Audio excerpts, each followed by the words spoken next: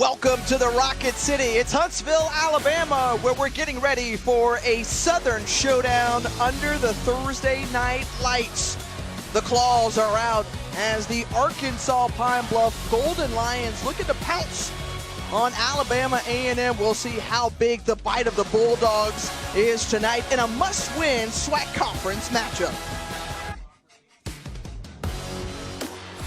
Welcome to ESPN College Football, presented by McDonald's. Give love to the Bulldog if you're Alabama A&M, hosting here at Louis Cruz Stadium as Arkansas Pine-Bluff, their first SWAC road trip of the season. We say hello and welcome you in with the former Howard University and NFL quarterback Jay Walker. I'm Tiffany Green, and obviously the importance for Alabama A&M to try to notch a win after trying to bounce back from last weekend's loss to Southern. UAPB, their first conference matchup. And if you're Alabama A&M, it's a must-win situation right now. We talked to head coach Connell Maynard, and he realizes the side of the bracket that he is in the SWAC, the East, which is very competitive. You can't count on Jackson State or Florida A&M losing multiple games. So that's what they face right now. And if you're UAPB, hey, brand new coach, upstart program, feeling good. They got the coach's first victory a week ago. Let's see if they can carry some momentum and get an impressive start to SWAC play with the road trip victory here tonight. Well, they're starting running back John S. Davis out, so they're going to rely on some fresh legs in B.J. Curry and Michael Jamerson for UAPB. And what they want to do is run the football. So they like to use a quarterback, but when you lose John S. Davis, who's been their leading rusher on the season, then it becomes running back by committee. But make no doubt about it, they plan on running the football. And if the freshman B.J. Curry can have another great performance, look for them to have a good chance controlling the clock. On the other side, trying to control the line is Zarion Hayes. He looks to disrupt along that defensive line for Alabama A&M. And anytime you want to have somebody that stop a team that wants to run the football, you need active defensive linemen. And Hayes has the ability to do that. He's the most athletic and disruptive of the defensive line. He's going to need some help from the supporting players if they want to do a good job of controlling the line of scrimmage. Connell Maynard is certainly relying on one of the leaders on this team, as Connell Maynard, the leader of this Alabama A&M football program, sixth season as the head coach. Remember, won the SWAC championship in 2020. They played it in spring of 21 on the other sideline. First year as a head coach at Arkansas Pine-Bluff, Alonzo Hampton making his second appearance with the Golden Lions, but he's got an invigorated group and he is looking to make change down in Pine-Bluff. One thing I'll say about Alonzo Hampton, he's contagious. I mean, his energy, his spark is contagious. At the SWAC Media Day, he kind of impressed us then. And even though they didn't get off to the start of the season that he wanted, he's still shiny smile and keeps that enthusiasm for Arkansas Pine-Bluff. On the return, Terrell Gardner, who is wrapped up and brought down at the 20-yard line. And we will get a look at Alabama A&M's offense first, as they've kind of gone back and forth between quarterbacks, Xavier Langford and Quincy Casey. Quincy Casey getting the start here tonight, who is very familiar with the SWAC, started his career at Jackson State, transferred in, and is in second season with the Bulldogs, and he's looking to lead the way tonight. And if he can just do the right things, he knows the offense. They said he's experienced. As you mentioned, he's battle-tested. Just has to come up with the big play. That's what's missing from Alabama A&M this year, the ability to make the big plays. The pass complete to Darren Turner, and that one UAPB says they came up with it. We'll see the official call on the field, but I think he may.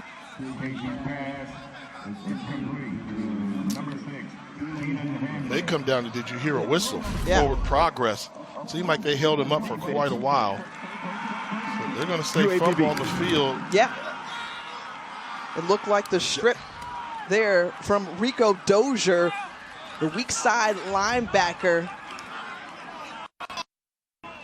He and Rylan Woods were right there so quickly, setting the tone and gaining momentum early on. The defense for UAPB. Yeah, and if you're kind of Maynard, you have to be saying, how does that happen? You know, we've got a team coming in here.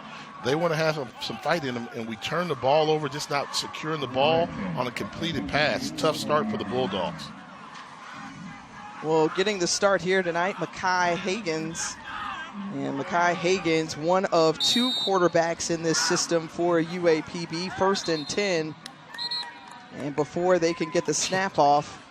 How does that happen? Ball start. Offense, number 4. 5-yard penalty, first down. Jarvis Walker, the referee for tonight with this SWAC officiating crew. So UAPB will back up 5 yards, and Mekhi Hagins, junior out of St. Louis, Missouri. Got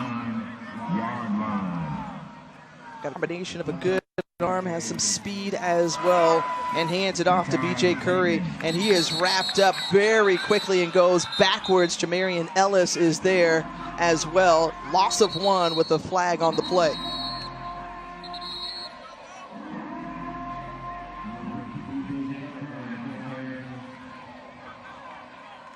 Offside. Defense, number 97. 5-yard penalty, still first down. And see, that's going to be big Rashad Colson, who they're going to call offsides, but sloppy on both sides. I mean, we haven't had a clean football play yet. It's either been a tackle for a loss or been penalties or turnover. Teams need to settle down, and if you're Arkansas Pine-Bluff, you've got the ball in great field position to start this game.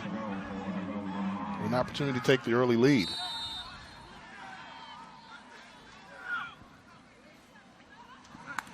See the Bulldogs defense retreat. Hagins looking down, trying to escape and nowhere to go. As Zarion Hayes, we talked about he needing to be an impact player. Loss of 4 along with Ellis in there on the stop. No clean football plays yet. Another sack or tackle for a loss behind the line of scrimmage as teams are fighting off the jitters. And you wonder, they've got a 2-headed quarterback machine in Jalen Macon and Mekhi Hagins, but they determine who's going to take the field by location on the football field. They like to have Hagins in there when it's going to be explosive, counting on his legs, quick strike. If it's a long drive, they think Jalen Macon's the guy. Looking and dumps it underneath to B.J. Curry, trying to follow some of those tacklers, and he's brought down at the 26-yard line. Gain of a couple. Hayes once again in on the stop. And although we're saying it's sloppy football, give credit to the Bulldog defense. They've been swarming to the football, and the Golden Lions have not been able to do much against this defense. Now 3rd and long for UAPB, trying to capitalize off the turnover, and there's an injured Bulldog down on the field. And getting helped up right there is the backup linebacker, Demetrius Bienby. And so we will step aside quickly with 13:34. Big 3rd down coming up for UAPB. Can they convert? We'll find out when we come back.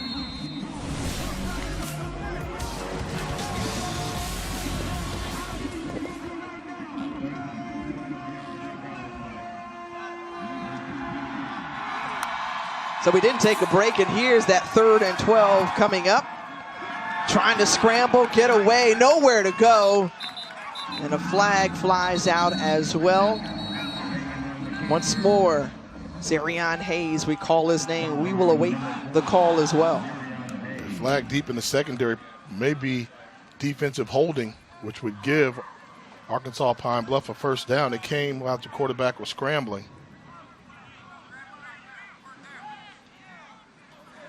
During the play, personal foul, face mask, number 12, defense. The penalty will be enforced half the distance to the goal from the previous spot. Automatic, first down. That goes against Marvin Smith, and boy, does that hurt. Instead of coming up with a stop and potentially making the Golden Lions kick now, UAPB gets new life. Fresh set of downs inside the 15-yard line. And after a very good job by this A&M defense of really stuffing the Golden Lions, now they're still on the field. From the 8-yard line. Hagins remains on the field. B.J. Curry trying to slip through that right side. And a decent gain of 4 yards on first down. That'll bring up 2nd and 6. Dimitri Morgan with the tackle. And we're starting to see UAPB trying to do a little bit of tempo. So they've got a package in the game that they like right now. So successful running play. And trying to make the substitutions. And the Bulldogs able to get their players off in enough time.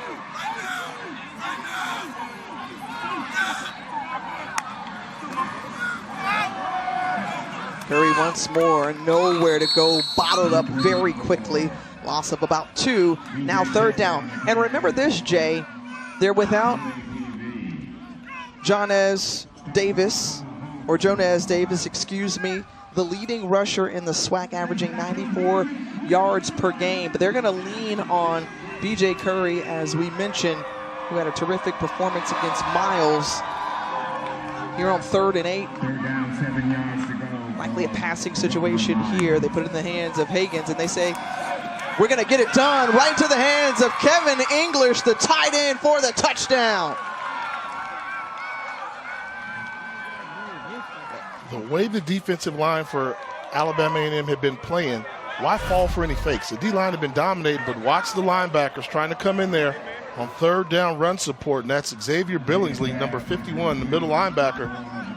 This leaves it wide open, crease between the safety and the inside linebacker for an easy throw and catch. On for the PAT attempt, number 38 for Pine-Bluff. Dean Sears attempts the extra point. It goes through, and capitalizing off the turnover in this first quarter, UAPB with a 7-0 lead on their opening drive here from Lewis Cruz Stadium.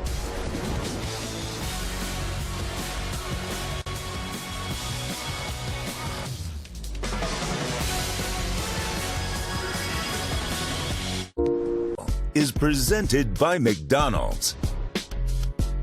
When you're covering Alabama A&M, you must talk about one of the best wideouts of all time, John Stallworth, the legendary wide receiver, played here in the early 70s, went on to win 4 Super Bowls with the Pittsburgh Steelers, inducted in the Pro Football Hall of Fame in 2002, and still is a resident here in Huntsville, Alabama. Service is sovereignty is the motto for Alabama A&M. Daniel K. Wims is the president here, and great thing is happening with the Bulldogs, as that's a solid return from Terrell Gardner with a flag coming out.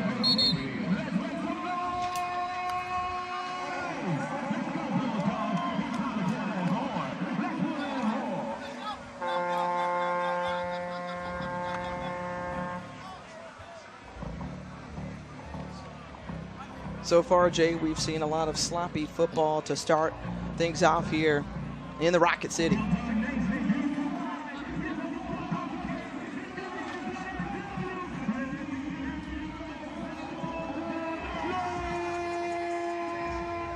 We'll await the call from that flag on the return.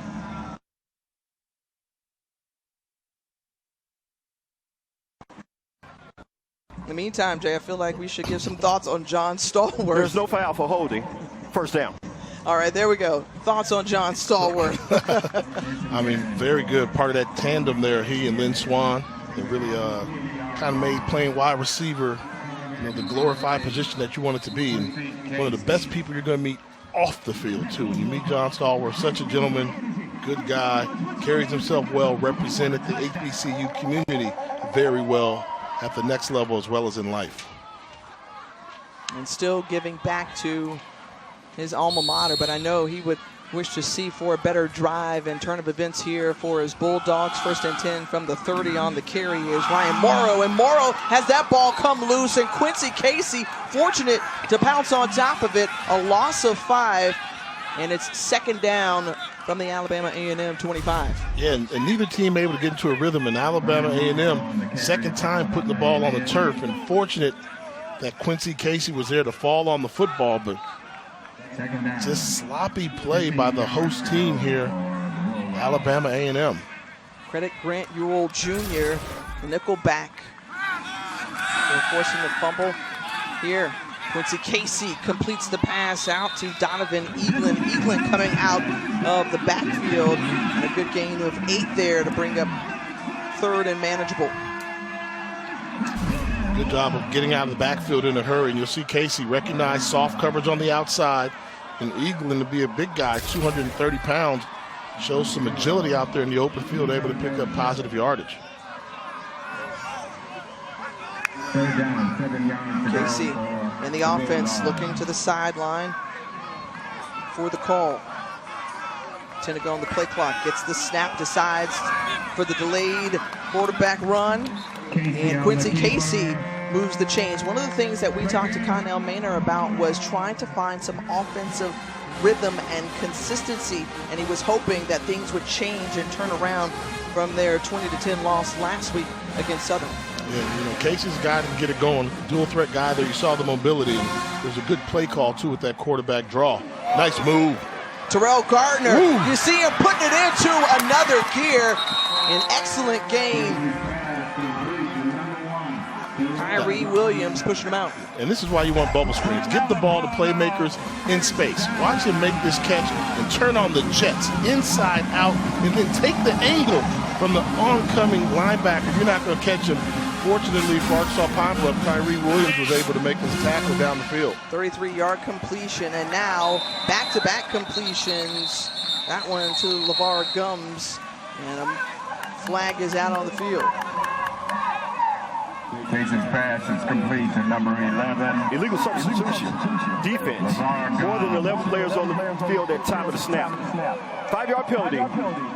First down. 5 yards more, and now in the red zone, Alabama A&M with a chance to answer back and strike back. Yeah, maybe they're getting it going after the quarterback draw by Quincy Casey. Some positive plays, and just like that, the Bulldogs are inside the red zone.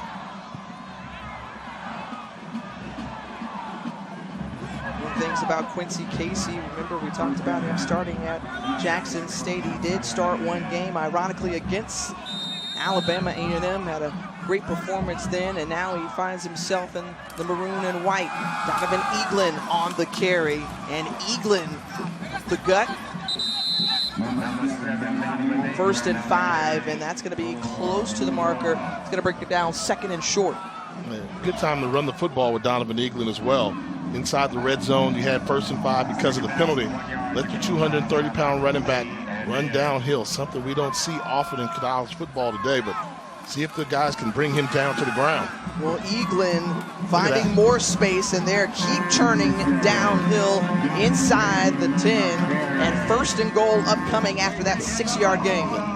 Nice hole on the left side by Carson Vincent and Neville Brown, but more impressive than the hole was, after contact, watch how many white jerseys he takes with him. He's taking them for a ride to pick up 3 or 4 more yards, and the Bulldogs are pounding the ball against his goal line defense with Donovan Eaglin. Eaglin, the redshirt sophomore out of Houston, Texas. This time they put it in the air, and miscommunication. The closest target was Keenan Hambrick, but wide receiver and quarterback not on the same page. First incompletion for Quincy Casey, and Connell Maynor knows what it's like to play that quarterback position and say, come on, man. He's one of the better ones, but I'm going to question why throw the ball there when Donovan Eaglin just had consecutive runs for 5 yards apiece, and then you decide you get a little bit inside, you want to get cute and go with the one-on-one fade route.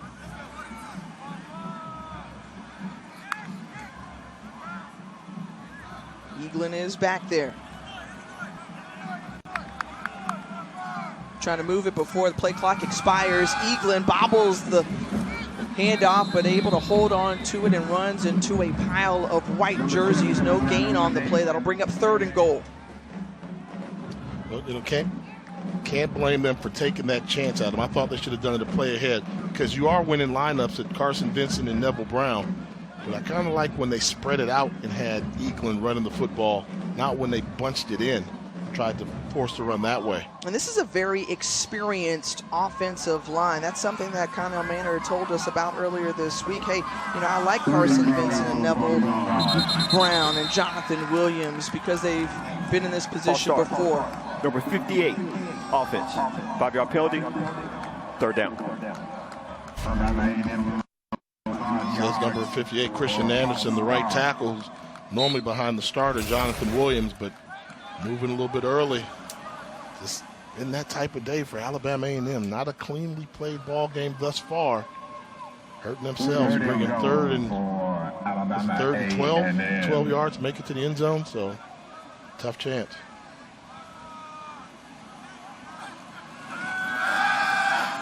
Casey looking with time, avoids the pressure, but can't escape as he's brought down, and some more laundry on the field. Rico Dozier in on the play. I mean, is today Flag Day? Did I miss it on my calendar? Defense, number 78. The penalty decline. Replay. 4th down. I'm curious why Coach Hampton would decline this. There's the hold right there. Kind of when they make it that obvious, you have to call it.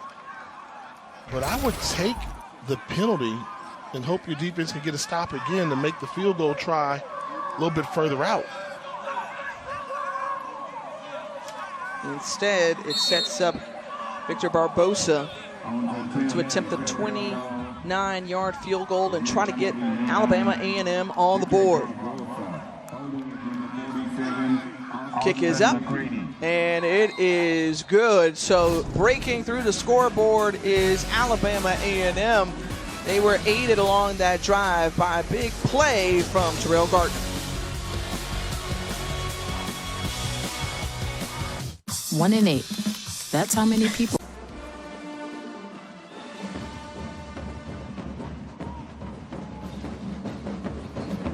So back here at Louis Cruz Stadium, Arkansas Pine-Bluff, their defense coming through, finishing off on the offensive side of things with a touchdown. And then cutting into that lead, Alabama A&M with a field goal. That's 7-3. About midway through the first quarter. Both teams coming in with a record of 1-2. Arkansas Pine-Bluff picked up their first win last weekend against Miles College Division II school. Moffitt on the kick. And bringing it out of the end zone, Maurice Lloyd. And Lloyd, who finds a seam, has some room. Flags go up. He's still on his feet. And then tackle, but we saw midway through the return some laundry fly out, and it's a common occurrence so far in this first quarter. Yeah, I wonder if this may be a face mask and some entanglement, because it was actually thrown like right when initial contact had. Normally if there's a penalty for like a block in the back, you see it coming. But it seemed like they threw this flag right when the returner was getting up to the protection. During the return, holding number 52, receiving team. 10-yard penalty from the spot of the foul, 1st down. It's going against Jalen White. Let's take another look at it here. Yeah. You see 52 come in.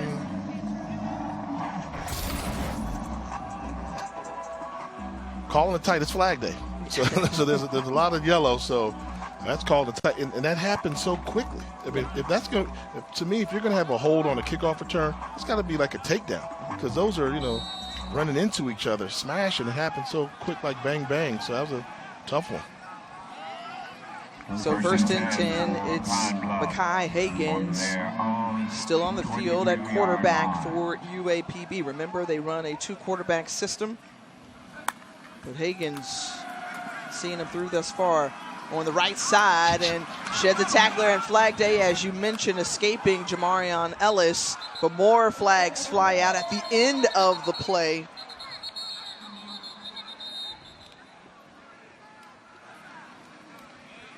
And Jay, when you're in a situation like this on both sides, how do you find a rhythm? How do you find a way to establish kind of some consistency here?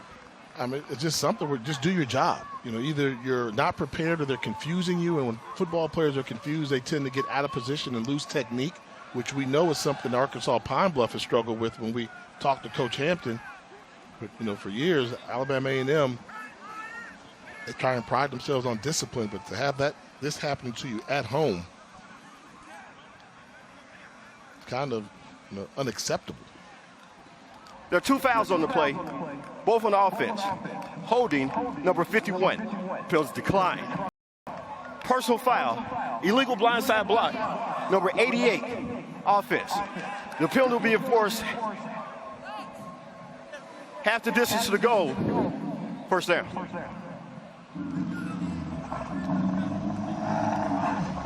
Yeah, so, I mean, at this point right now, this is just sloppy football, so calling a blindside block.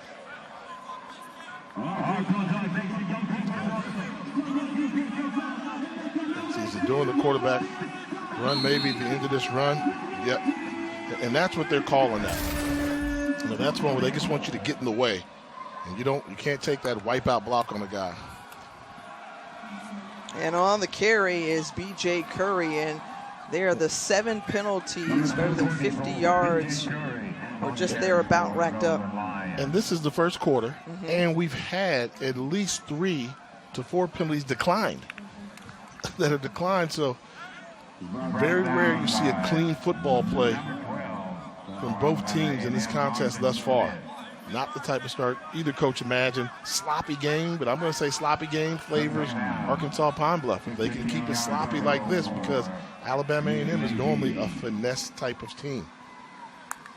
2nd and 17 from the 15, and again, getting some good pressure, but Hagans once more getting away, and the pass incomplete. What have you seen then from Alabama A&M's defense thus far in the way they've been able to penetrate up front? Yeah, the defensive line, the front four, I mean, they're winning their battles by a lot. This Alabama A&M defensive line is winning. Every time that the quarterback drops back, he's being pressured. But I mean, look at that. 2 wide receivers in the same spot. That's not good discipline from an offensive standpoint. And you got a quarterback that every time he drops back has to tuck and run. That's a good sign for Alabama A&M, and you have to be worried if you're Alonzo Hampton. Arkansas Pine-Bluff protecting your quarterback, keeping him upright. 3rd down, 15 yards to go for Pine-Bluff. 3rd and long. Hagan still looking, feeling the pressure, going the wrong way, getting out of his end zone, then decides to throw it up, and the pass was batted down. He was going in the direction of Kenji Lewis, and Marquez Beeson was there to bat it away.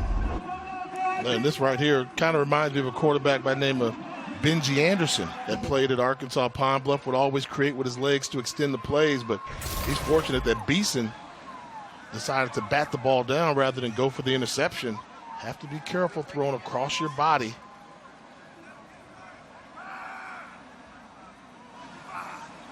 Jeremy Baker standing at his own goal line to punt it away. Terrell Gardner awaits at midfield and calls for the fair catch. 5:30 remaining in the first quarter. We'll see which team can get revved up to close things out in the opening period. Colorado, Oregon.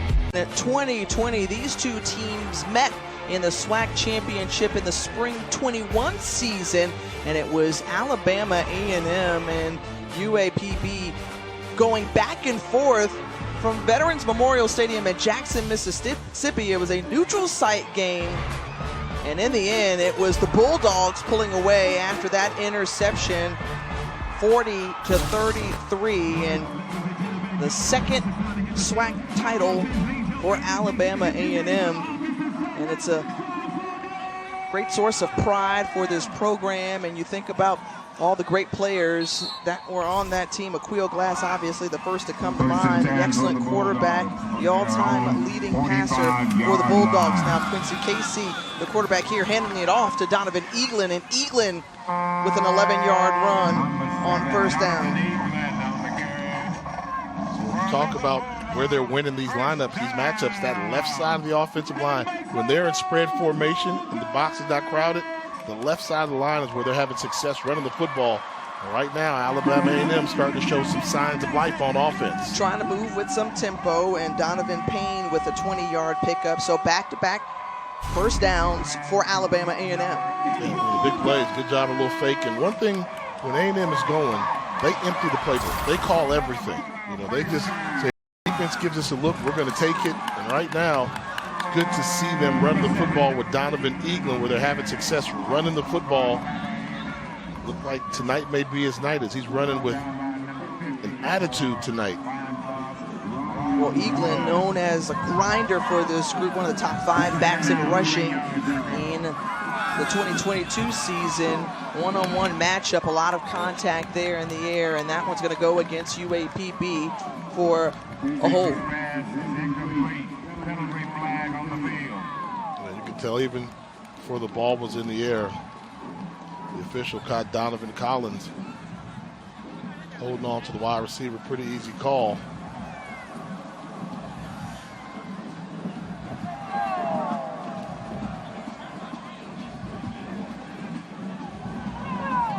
Holding.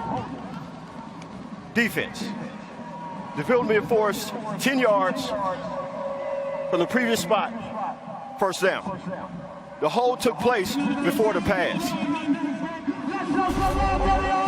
That's what we talked about. So this ball's going and the hold's already been flagged. Correction. Half the distance to the goal.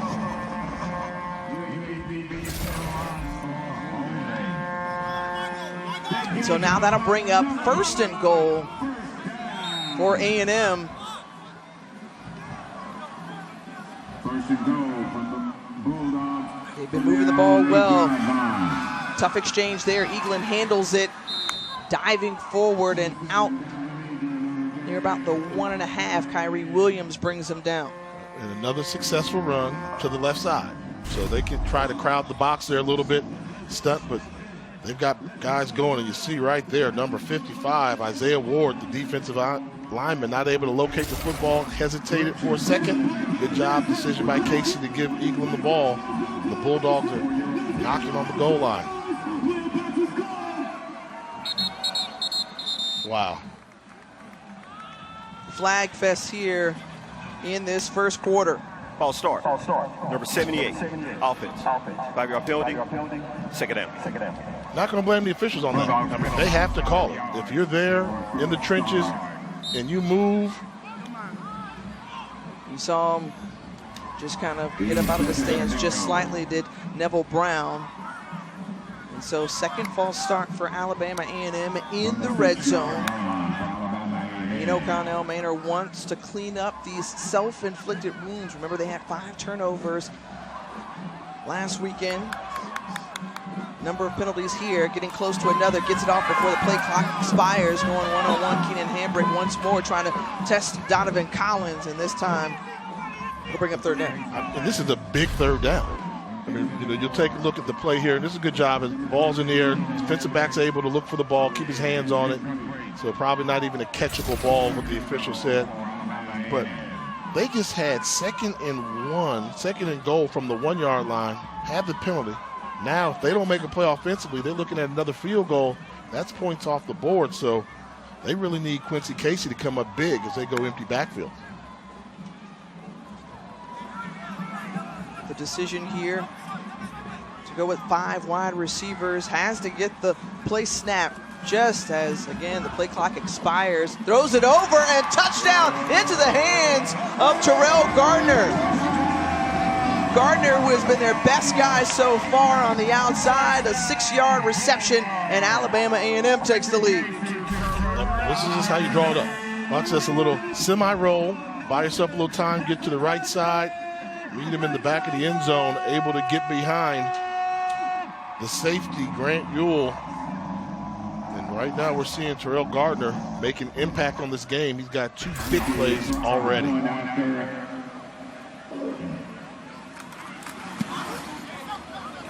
The extra point is through from Barbosa, and a 10-7 lead for Alabama A&M here at home. They've won 4 straight here at Louis Cruz Stadium, and at the all-time winningest coach in Alabama A&M history.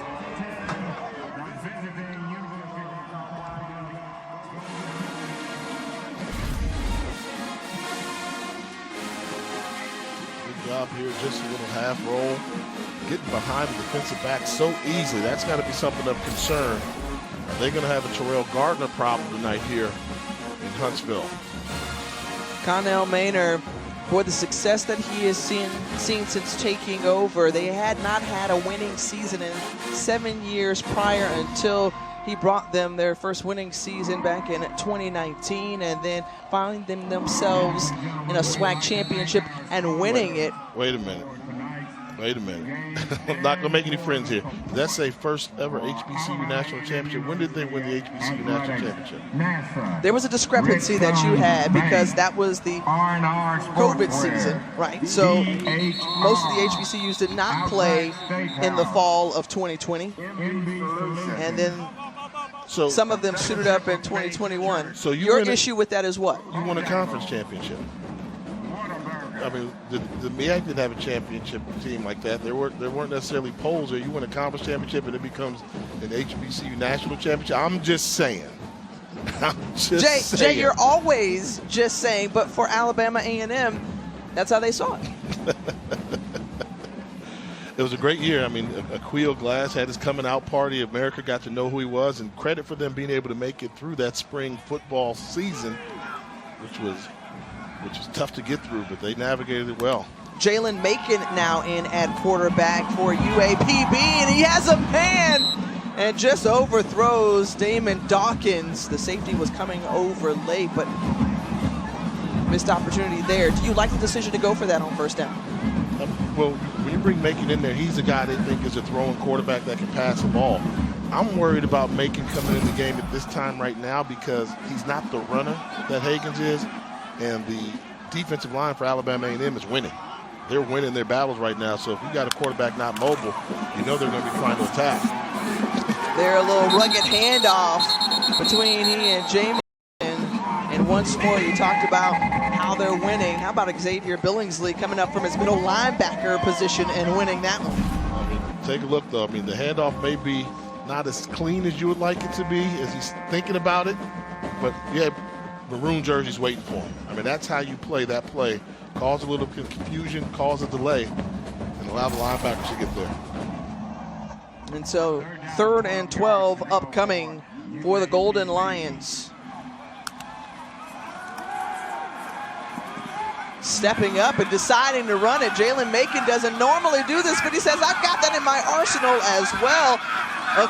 Across or just at midfield. So on 3rd and 12, a pickup of 27 yards. And Jay, he said, what? You said I can't run. He's not the runner, but look at this. I mean, I could run through this hole right now. Even in my playing days have been long past me. Great decision by Macon. When he sees it open up that way, take advantage of it, comes up with a big play for the Golden Lions. There was a charge from Alonzo Hampton this week to his offensive line saying, hey, fellas, I need you guys to step up. I need you to play big for me. Ryan Atkins at left tackle, I need you to lead the way. Jalen Macon rolling to his left and just trying to scurry out. Gain of 6 in the process. And I'm looking to see if guys are open downfield. We know the quarterback's going to be running. But it's a matter of, is he running because the coverage is there or the defensive line is there? And I think it's a combination of both. I don't really see wide receivers getting open for UAPB. And I see a defensive line that continues to win the battle against this Pine-Bluff line.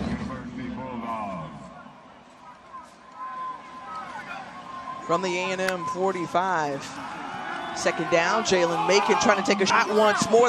The receiver was pushed down as Maurice Lloyd goes to the ground. Marvin Smith, the linebacker, in coverage. And you see Connell Manor say why. Defense, number 12. 15-yard penalty, automatic, first down. And you see Connell very agitated. Wants to know, why'd you push him out of bounds? Because he definitely did push and had the contact, and you're in good shape there. Make a play on the ball. Marvin Smith's been a guy that was a walk-on to this program, earned a scholarship, known as a thumper, not necessarily a coverage guy, even though he has coverage skills. Macon trying again. This time it's complete into the hands of Lloyd. So Maurice Lloyd, the senior out of Oakland, California, who's been a bright spot this season. 16-yard pickup and now into the red zone. And the best passing play we've seen from Arkansas Pine-Bluff in a while. Had pocket protection, able to stand tall, deliver the ball accurately down the field.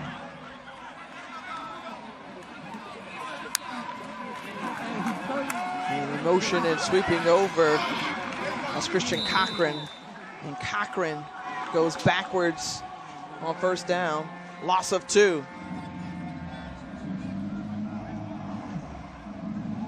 And this will likely bring us to the end of the first quarter. We'll see if UAPB decides to snap it again. I don't think so. They won't be able to because of the late substitutions. Yep. We made it through that first quarter. I think both coaches are saying the same thing, Tiff. It was filled with plenty of penalties, but in between we found some offense from the teams. It was 10-7 Bulldogs at the end of the quarter.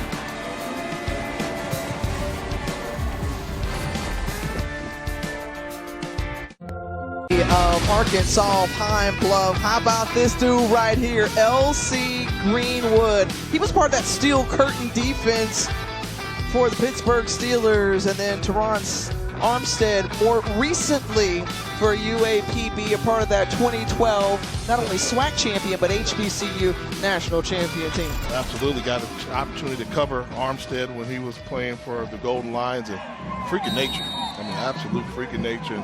No surprise to me he's having the success he is in the National Football League. Quickly is Zarion Hayes, but how did Macon get away and then body slam there at the end from Hayes? Now, this is going to be a penalty, and they're going to give him a first down for unnecessary roughness.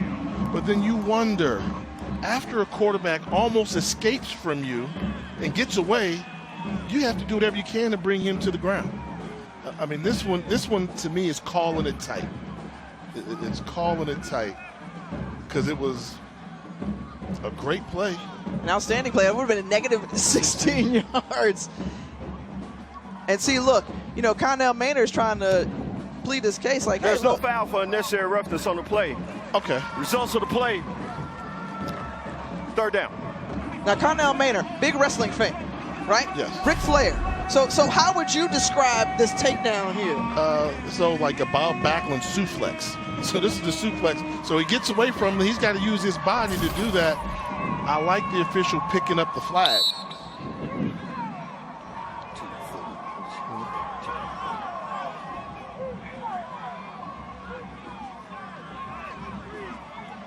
And let's not forget, that was a fantastic play by Zarion Hayes, who we said was going to have to make plays for this Bulldog defense. Third and long in the face-off, and it's intercepted. The interception by Marquez Beeson coming up. We've seen him make a couple of big plays on defense tonight. And they'll take a review on this one, I'm sure. It's a turnover, so they're supposed to. This is when their ball was tipped. Good job of getting a deflection on it. And it looked like he got underneath it. Yep. And maintained possession on the way down to the ground. From their own 18-yard line. The ruling of an interception is under further review. So for the time being, Marquez Beeson is going to celebrate with the big championship belt and the turnover chain. As we take another look at it here, getting a deflection on it was Evan Craighead, and there Beeson, good reaction right there. And the flex at the end. So Tiff, you know, I always look at this, I'm the extra set of eyes and give you my opinion. But we've been fortunate to be joined in the booth by Eddie Kelly, the head of officials for the SWAC on this. What are they looking at when you see this? I want to get your thought process on what are the replay officials really looking for. This one, whether or not the ball hit the ground or not, or if it moved, how would you see it? They're trying to make sure that he's got control of the ball going to the ground. We're making sure it's not moving, that the ball did not hit the ground. And looked like he rolled over it. And we're going to see, I believe that should be an interception. So it should stand. It should stand as called. So for clarity, the ball can move a little bit. Right. But his hands have to be underneath clearly? Yes. With none of the ball hitting on the ground. It looks like we got an interception. So it should be one. And then I would say, what would be something that would make them overturn it? If the ball went between his hands in there and it goes on the ground, it bounces up to him. So, you know, we get an opportunity. Right. Eddie, I'm curious to know, you know, oftentimes we're in the booth and viewers are watching at home and trying to understand the process and kind of what you're talking through. Is there kind of a time limit or line in your head where you're trying to get the call out? After further review, the ruling on the field of an interception is confirmed. Yeah, basically what we have, Alabama A&M. the guys will have 2 minutes in replay. We don't want a replay to go over 2 minutes. So it could be kind of pressure-packed, but they got video evidence. So thank you. Appreciate All right, the time. appreciate you. Maybe we won't see you for the rest of the night. Maybe we will. The pass complete out to Gums. I'll tell you, I was kind for Eddie Kelly to step through and give us an explanation as to what he sees. And so on the next play, the pass complete from Casey to Gums, a pickup of 6.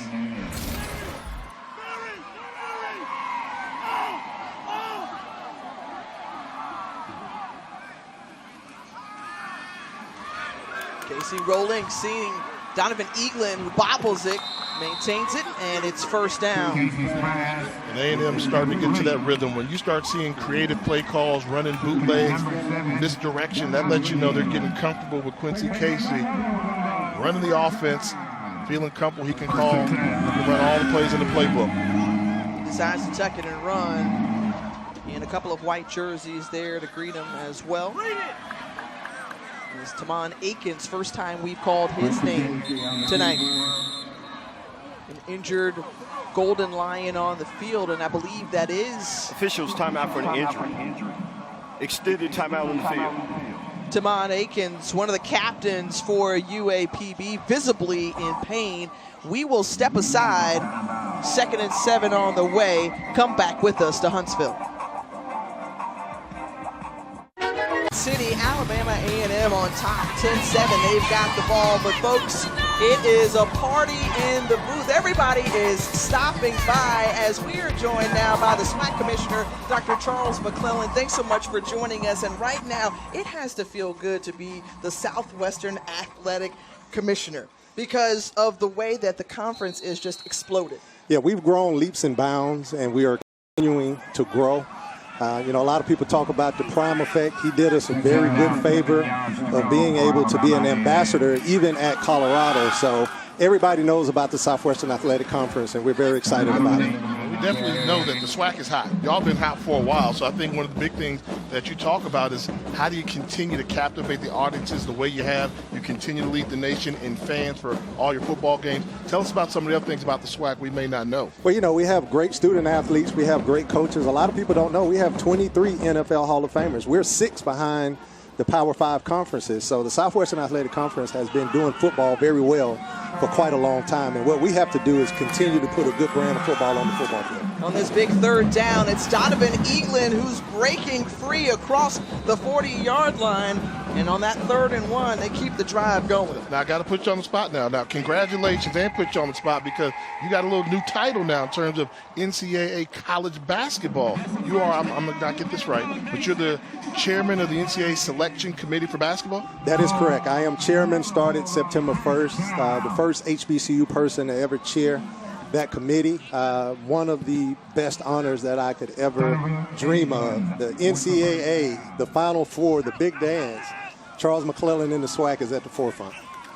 Here on 1st and 10, Quincy Casey with the pass complete to the outside. That's Jacoby Hewitt.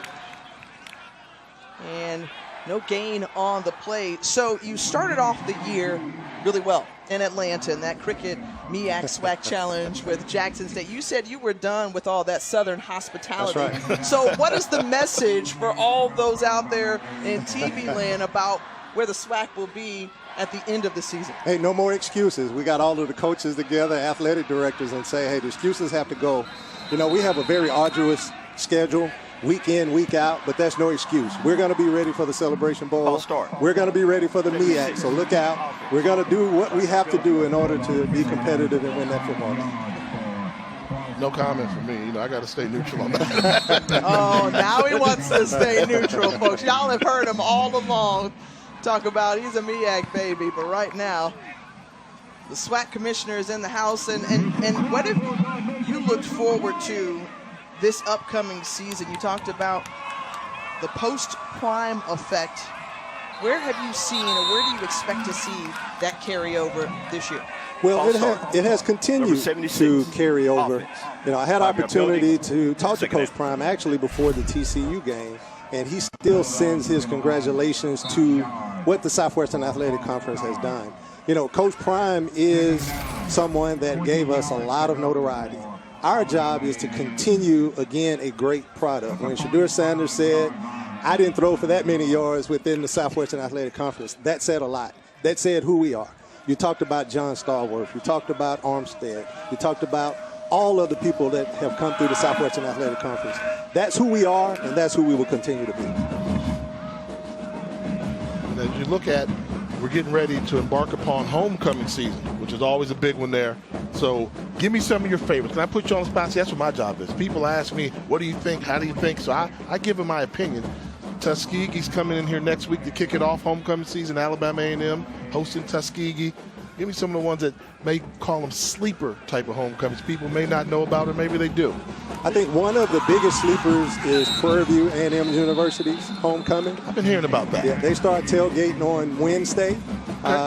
It's in a rural area. There's nothing to do other than tailgating homecoming, and there are tens of thousands of people that will be there. So I would say that is probably my number one sleeper homecoming. Holding. Offense, number 78. The penalties decline. The play results in the fourth down. I've been hearing about Prairie View. I've been hearing about that one. They've done a remarkable job there with the campus and the facilities as well. Tell people it's not the same old Prairie View you heard about back in the 80s and 90s. It's a new and improved Prairie View. And obviously you had something to do with that, and a lot of other people have. What can we do about all these penalties now? Can you do, Commissioner? Can you come in and say, hey, the Commissioner said, you know what, just play for the rest of this half? We'll get to them at halftime. We'll get it cleaned up.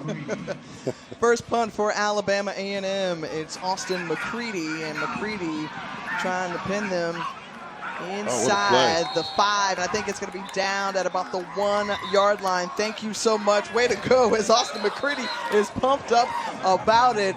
And Commissioner, we appreciate your time, and thank you so much for joining us in the broadcast. Thank you for having me, and I typically don't do this, but being commissioner, you do a lot of traveling, you miss a lot of family events. My daughter, Cooper McClellan, passed her swim test today. I wasn't there for it, but I want to say congratulations, Cooper. Daddy loves you. We know how much of a family man is and what family means to you. Before you go, we got another penalty for you, though. I'm going to leave to go get that corrected. Kick. First down. As a parting gift for you, Commissioner. Thanks so much. We're going to take a break as well, and pin deep is UAPB when we come back to start their offense.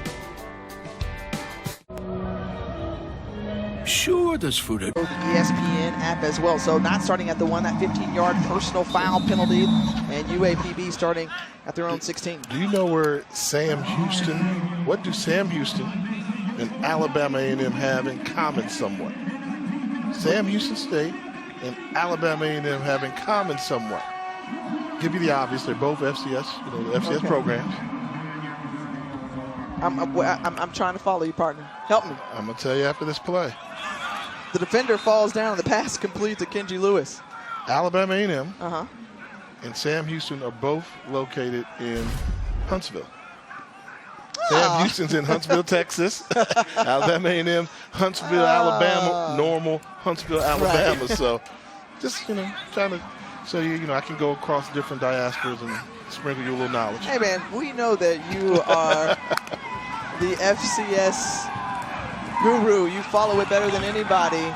As the pass complete to Maurice Lloyd, and that completion for a first down for UAPB.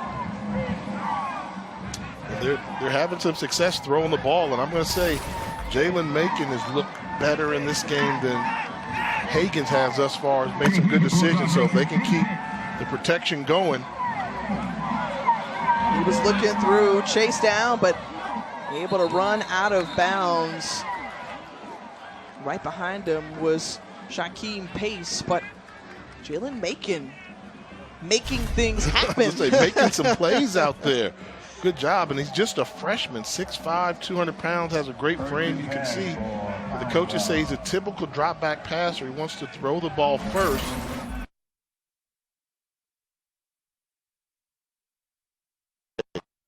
Read defense well, so that's a great sign for this young quarterback.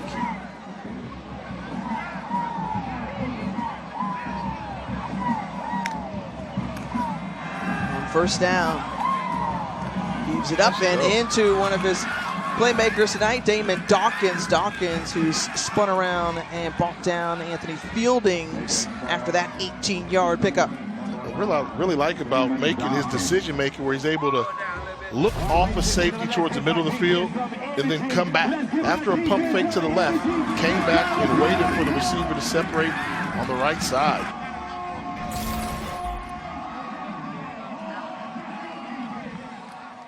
So now the Golden Lions going with the empty backfield.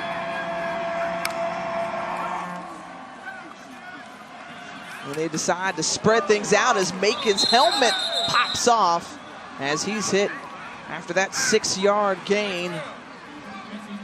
And that's Mekhi Higgins, who's going to have to come in. Yeah, so Higgins has to come in now here.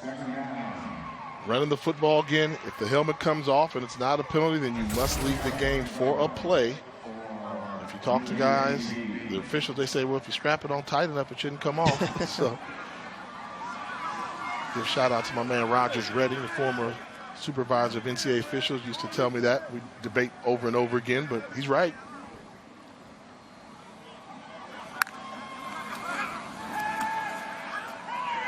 It's like when Higgins comes in the game, the pressure picks up front. And some good penetration there from Alabama A&M as that one play is done for Higgins and Jalen Macon back onto the field, 3rd and 4. Yeah, and I think they figured out that the offensive coordinator for Arkansas Pine-Bluff, Bobby Acosta, he's got 2 different packages. And so when you've got the one package that starts with Higgins, where they're going to stop the run first, well, then you need Higgins to make some plays with his arm. And when they see Macon there, they're trying to drop back in coverage because he's the drop back passer, so you rather have that extra guy. You either want him rushing or you want him getting back in coverage. There's Johnny Williams. Johnny Williams, who's popped. Football. But he kept going. He kept going, indeed, after Evan Craighead laid a lick on him and then stayed on his feet, picked the first down as Marquez Beeson, who's made some great plays tonight, is down on the field. Officials timeout for an injury. With an injured player on the field, we will step aside here. 6:15 remaining in the first half.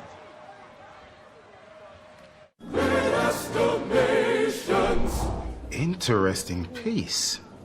Williams on the carry, and then the injured player, Marquez Beeson, was down for a little bit. Yeah, Beeson went down, but a fantastic job of running after contact. Those were collisions by Johnny Williams going up against Marquez Beeson, but he kept the balance, kept the low center of gravity, was able to wiggle it to pick up a first down that they needed.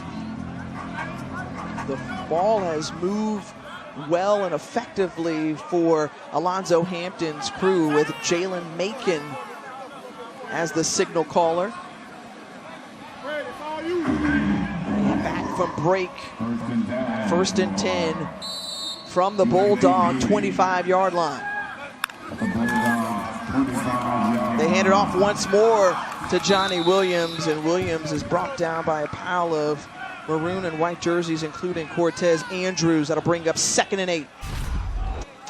You'll see here just trying to move the pile a little bit. Good job of executing a stunt by Alabama A&M defensive line. Hayes crashed down. Richardson came around to clean it up. But I'm at this point now. Let Macon drop back and throw the football for you. He's supposed to be your smartest quarterback and pick you apart. See if he can make some plays.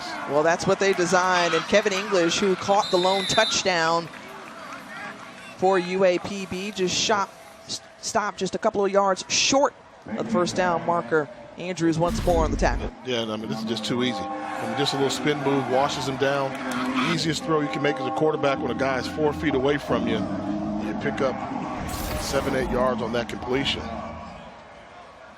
Inside the red zone, and this UAPB team is hungry, hungry, hungry as Johnny Williams is right there at the marker. We'll have to see where they spot it, and they're going to say it's good enough for a first down. 3rd red zone trip, though, for the Golden Lions as they keep pushing. And they caught him doing the shuffle. Alabama A&M likes to try and draw you off sides by moving sideways. Well, you can tell Arkansas Pine-Bluff had been coached up on it. They weren't falling for it. They held their position. were able to get a lean to pick up the first down. Again, he goes to the tight end, Kevin English, who has been a steady target for him tonight. 11-yard gain, and that sets up 1st and goal. Yeah, they keep allowing Kevin English free releases on the line of scrimmage. Fake a block, cut to the inside. The freshman from Norwood, Ohio, making some big catches in this game. They keep it on the ground, and Zarion Hayes, the first to get to the ball carrier. Williams, and no gain on the play. This is where they're going to need Zarion Hayes to step up if they want to try to hold UAPB out of the end zone. Number 20, Johnny Williams. That defensive line, they've won the battles early on, but with the passing attack and the throws made by Jalen Macon, kind of has his defense on the heels. Connell Maynor said, hey, look, Zarion Hayes is the best leader I've ever had. Let's see how he can lead this team up front. 14th play of the drive, and there's Hayes once more. So back-to-back stops by Zarion Hayes. This time a tackle for a loss. He was 2nd in the nation in that category last year. Take a look at him, number 4. He locates the ball carrier, then has to chase him down the line of scrimmage and make the tackle from behind. That's great recognition by Mr. Hayes by way of Dillon High School out of Dillon, South Carolina.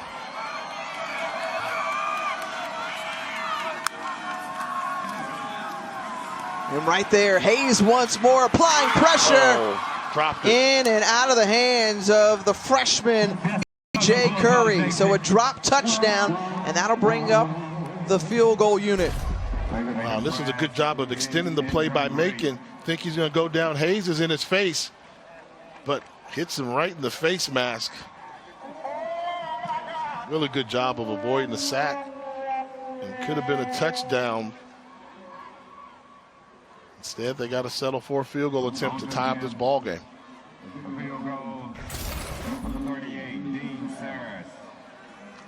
22-yard attempt for Dean Saris, and Saris is able to boot it through. First made field goal of the season as Saris ties it all up at 10-all. Under 3 to go here from Huntsville in the first half.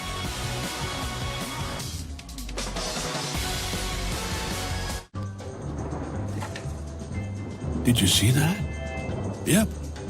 Looks like rain. Also looks like... Connor Samacho and Trevor Maddage in studio. They'll talk first half stats, highlights, and analysis. Plus, they'll preview the big games coming up this weekend, plus the latest Heisman odds. So you'll want to stay tuned for that. It's been an interesting ball game if you're just tuning in. Fumble on the first play. UAPB came up with it, and that led to an 11-yard touchdown. Then we saw 10 unanswered points from Alabama A&M before the Golden Lions were able to tie it up on that last field goal. And they were able to do that because there were no penalties on that drive. So if you take the officials out of it, we can have a pretty good football game. On the return is Terrell Gardner. No correction, that's Cameron Young. And the ball out to the 21. And important right now for me to see the identity of Alabama A&M right now. So you're here at home and coming off a loss a week ago, you have to see if Quincy Casey's going to be your guy. You want to go in there and score some points right now, 2-minute offense before the half. Well, Connell Maynor is leaning on him. Remember, Xavier Lankford not available due to injury, and so Quincy Casey is carrying the load here tonight. And we talked about Casey coming in, an experienced quarterback in terms of games played, just being around, and starter last year, and now Donovan Eaglin is bottled up, no gain on the run. It's like they're fighting each other, but they don't want to knock each other out. So A&M, we're running the ball. We got a way to go. We don't want to get a chance to get it back. And Pine-Bluff, well, we stopped on first down. We'll see how we do on this down if we decide we're going to call a timeout or not. Alonzo Hampton looking on, hoping his team can get the ball back before the end of the half. 2nd and 10. Casey looking for room to run. And just as you mentioned, Jay, there goes those flags again. Probably a hold. Holding. Offense. Number 64. 10-yard penalty. Remains 2nd down. You know, we're picking on the officials. They're calling it tight, obviously, not calling it loose. But you know, if you're going to hold, you know, got him around the waist. Yeah, gave him a couple chances to to not hold, but right in the middle in front of the officials. So the officials are doing their job. So at a certain point, you have to blame the players for not using proper technique and committing so many fouls in a heavily penalized game. 2nd down, 20 yards to go for Alabama A&M. Casey on 2nd and 20. Let that hang up there for a while to Keenan Handbrake. And right there was Laprel Boyd. Boyd, good sized corner, or a little undersized rather. This is the break. You don't want to throw the ball late to the outside. One more half-second sooner break, and Boyd is returning that for a pick 6 with a good break on the ball. Boyd, who had a good opening week in that loss to Tulsa. And somehow staying on his feet is Ryan Morrow. And Morrow is near the 1st down. He gets out of bounds. 17-yard pickup on that run. It was a great run, but he went out of bounds. So now it's 4th down. You're going to punt the ball. They don't even have to call timeout. Great job of balance by Morrow, who started off playing just special teams, but now emerged as one of the runners. He fumbled earlier in the game, so I think that's why he gave way to Eaglin. But he stepped out of bounds, stopped the clock, and allows Pine-Bluff. They're going to fake it. They fake punt there, going forward, and did the Golden Lions hold? The defense was ready, not catching anybody. Rule on the field is runner short of line the game. Turnover on downs. Nobody was caught off guard for UAPB coming up with a big stop. So now they get the ball with great field position as well with 1:16 or so to go. Yeah, and just a great job by number 3, Kyrie Williams, cutting down Harold Jemison, backup running back for the Bulldogs. And look at this. You have an opportunity to go and tie the locker room, and now Alabama A&M would love to go into the locker room tied. Aggressive play selection by the special teams of Alabama A&M. 2nd time tonight. Golden Lions starting in A&M territory and getting real comfortable as Michael Jamerson, as there's a flag flying out there at the end of the run. At the end of the run. I mean, this is one of the best design plays I've seen from Arkansas Pine-Bluff, and it looks like they may call a wide receiver hold down the field from the vicinity where the flag was thrown. Personal foul. Face mask. Defense. Number 21. The penalty would force half the distance to the goal. 1st down. 15th penalty of the 1st half. Call that one against Anthony Fieldings. Yeah, you see, well designed. That must be on number 12, Marvin Smith, not 21. So it was 12. The tackler came in, grabbed a little bit of the face mask because Fieldings was getting pancaked. The ball carrier had nowhere to go, was quickly wrapped up by Billingsley. Loss of 2. 30-second timeout call by UAPB. While they take the timeout, Jay, let's take a look at your HBCU power rankings. And where does everybody fall this week? Nobody falls at all. So for the first time ever in my power rankings, I'm giving everybody a mulligan. Let me tell you why. Central lost at UCLA. Florida A&M did not look good in their win at home. Jackson State got beaten up Texas State. Morgan State got beat at Towson. Howard gave away a game late to Hampton. Southern, looked okay, and Benedict's doing too. I'm giving everybody a mulligan. So I'm going to keep it right where it was from a week ago because nobody impressed me enough to say, hey, this is what it is. So That's where I'm going with my power rankings. You've never seen me do that before. No, the gift of grace, Jay. I'm surprised by you. Who do I add? I mean, who do I add to that list a little bit? You know, you drop Jackson State for losing to Texas State, but they kind of, you know, weren't supposed to. Then they've got room to make up. So I feel comfortable with my list. Call it a mulligan or a little breakfast ball off the first tee if you're a golfer. 2nd and goal, and has a man open in the end zone and making overthrows. Maurice Lloyd is incomplete. Your thoughts on my power rankings? So I think we're going to take another look at this overthrow right It's a here. miss. Yeah, Yep. You got to make that throw. In college football, that's an open receiver. Have to be able to make that throw. I would say I understand your reasoning, but I think you could put Benedict up at 5. Okay. Division II squad, the pride of Division II Yeah, HBCU football. Kenneth Berry has them rolling. Touchdown. Make it again, and there it is. Touchdown into the hands of Tristan Ballard. So Macon has been making it happen with both tight ends tonight. Well, a good job here just to play fake. Quick reaction, half roll. A good job by the tight end, finding the soft spot in the end zone in between the defense. I mean, that's untouched.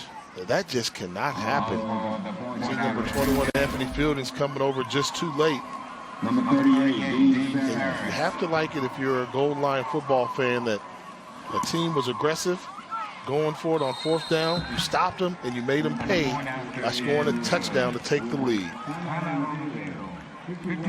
I'll tell you, Alonzo Hampton's group is feeling confident right now. Remember, they pulled off a 21-20 win against Miles last weekend, their first dub of the season. And when we talked to Alonzo Hampton earlier this year, you know, he's a guy, when you listen to him, you immediately are locked into what he has to say and believe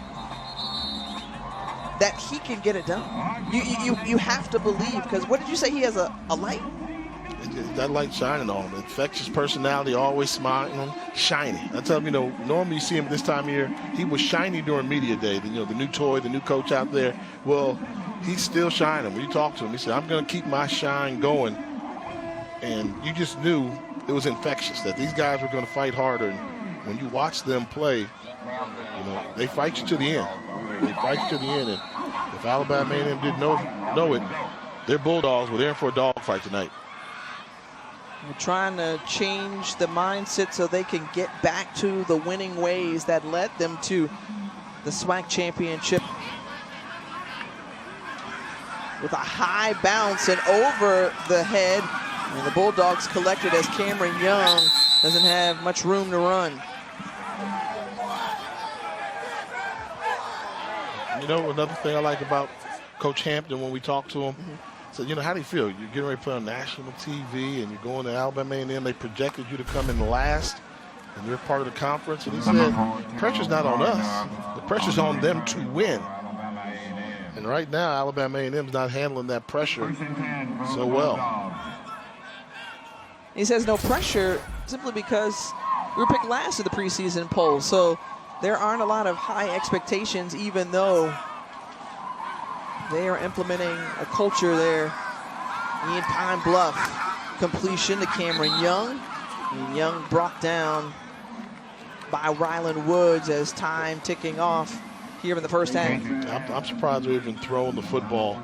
I mean, chances of you going 80-plus yards, 87-plus yards down the field this amount of time, slim and none. Casey looking downfield. The pass is complete to Hewitt, Jacoby Hewitt with the reception. 3 timeouts remaining.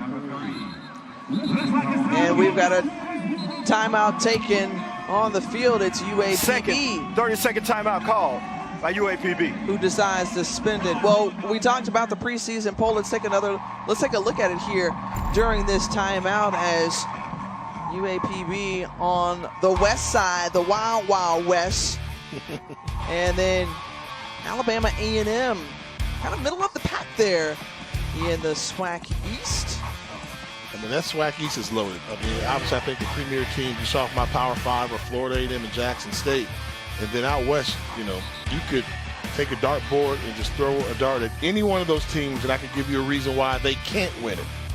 It's hard for me to find out why a team can win it on the west side, which is kind of unique. Because normally you say, oh, they get this going here, this and that. I'm like, I can tell you a reason why each one of these teams won't win, which is something you normally just don't see. Well, Colonel Maynard says we want to win and need to win this one, as jumping off sides is one of the interior defensive linemen for UAPB. Before the snap, offside with contact, defense, number 90. 5-yard penalty, remains first down. So this is interesting, Jay.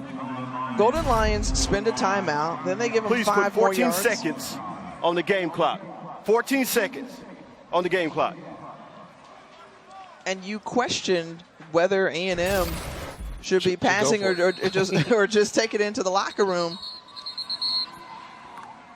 You never know what's going to happen. Now the Golden Lions do get the ball. Please reset the game clock to 14 seconds. To start the second half. And they still have a long way to go if you're Alabama A&M just to get in field goal range. But so far it's been okay. And now you see they called a timeout, so they're going to try to mix up what you see. A little screen here to Terrell Gardner, and Gardner's trying to pick up good yardage. He's slammed down, but going to spin one of the 30-second timeouts. timeout call by the offense.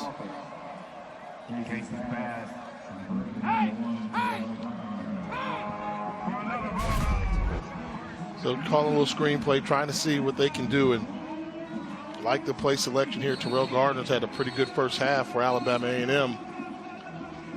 Use of the tight end, and they say they feel comfortable from about 50 yards with Barbosa.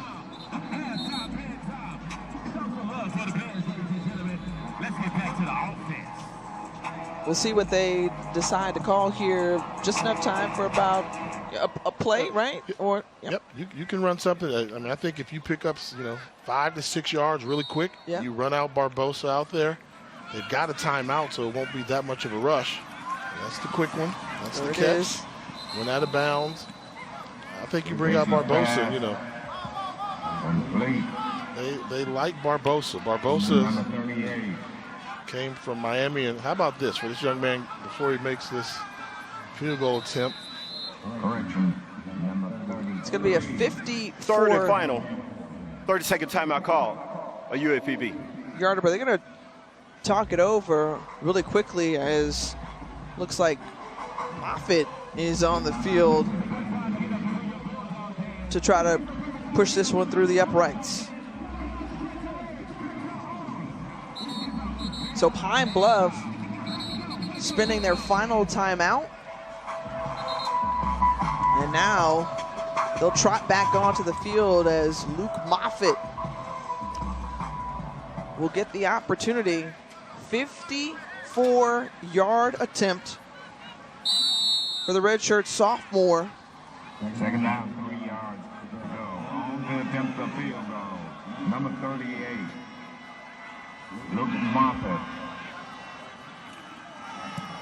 Hold, and does it have the distance? Just short. It would have been within the uprights, but it's short. So that takes us to the end of the first half as Luke Moffitt, oh so close, but yet so far. Alabama A&M will trail by a touchdown going into the locker room in their SWAC opener at home.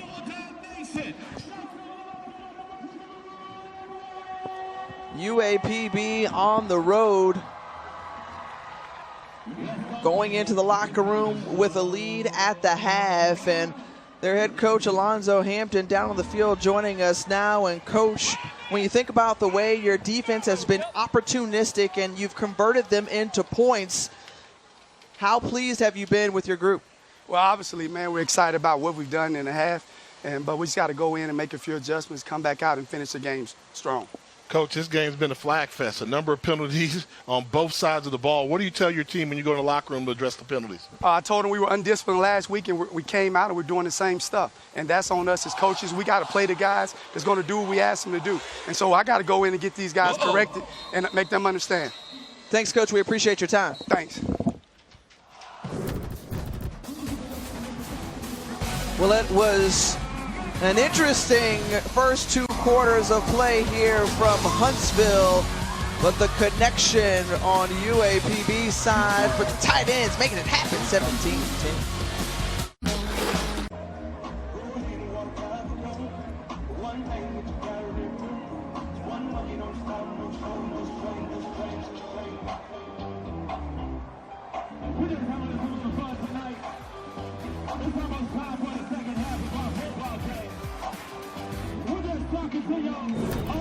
Welcome back to ESPN College Football, presented by McDonald's.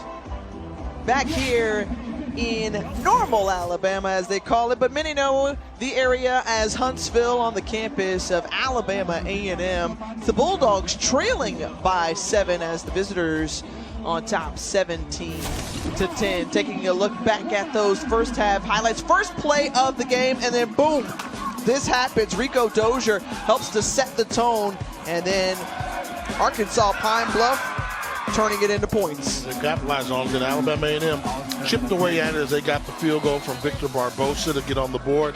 And then they started to gain momentum as Quincy Casey found Terrell Gardner in the back of the end zone. They started to influence their way, and they were kind of in command for a little bit. The defense picked up, made an interception, but you got to finish the whole half. And then Jalen Macon, who did an outstanding job coming in. This 2-quarterback system, the pass complete to Damon Dawkins, and then this boot through, and it was a tie ball game, but not done yet. Stop on a 4th down try on the fake punt, and the Golden Lions put up a score before heading into the locker room, and they will receive it to open this 3rd quarter here, as Maurice Lloyd on the return crossed the 15, 20, 25, and 30 as he is spun out of bounds. Let's take a look at those first half stats, Jay, and what jumps out to you? Obviously, if you watched in the first half, it was the penalties. Yeah, the penalties were a big thing, but also take a look at the fact that, Alabama A&M has twice the yards almost of Arkansas Pine-Bluff, but you see the stat there at the bottom. The fact that UAPB capitalized when they got the ball in great field position, and that's why they're leading this game 17-10. Again, those 14 points coming off of the drive starting in A&M territory. That fumble and then the turnover on downs. And now Jalen Macon starting things off here in the 3rd quarter. They hand it off to Michael Jamerson. Arkansas Pine-Bluff, the only HBCU in Arkansas, founded in 1872. And I'll tell you, among the things that I found incredibly interesting about the university, the aquaculture and fisheries science, one of the many majors that is offered there, and that was thrown into traffic, and then a flag flies out as Damon Dawkins was sandwiched between 2 maroon jersey defenders. Be interesting to see what this call is. Got to find a different place to go with the football. They never held the safety off the hash in cover 2. The safety had a beat on the ball. There's no foul for pass interference. 2nd out. All righty then. The ball's in the air. You see the safety coming over the B-line. That's correction. 3rd down. That ball nearly intercepted by Amari Pegg. And now 3rd down and 10 yards to gain. Got to get to the 40-yard line. They're down 10 yards to go. See the pressure coming. Jordan Mitchell among others in the pass, complete but well short of the 1st down marker. And that'll bring on the punting unit. And defensive coordinator Boulware for Alabama A&M electing to bring some pressure, bringing the safety blitz, really trying to get Macon off of his mark. force him to release the ball early. Good solid tackle, then Alabama A&M looks like they're going to get the ball back after a good defensive stop.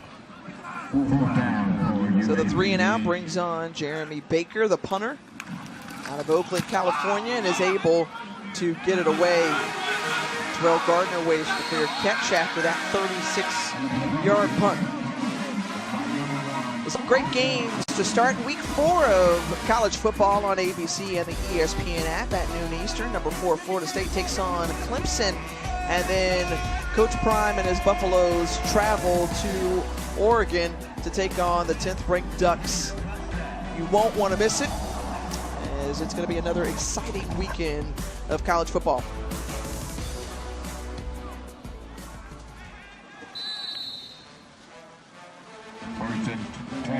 Quincy Casey back on the field, ready to lead this drive for the Bulldogs. Hand off to Donovan Eaglin. Eaglin, who had some solid runs back in that first half. Gain of 6 as he's brought down by Rico Dozier.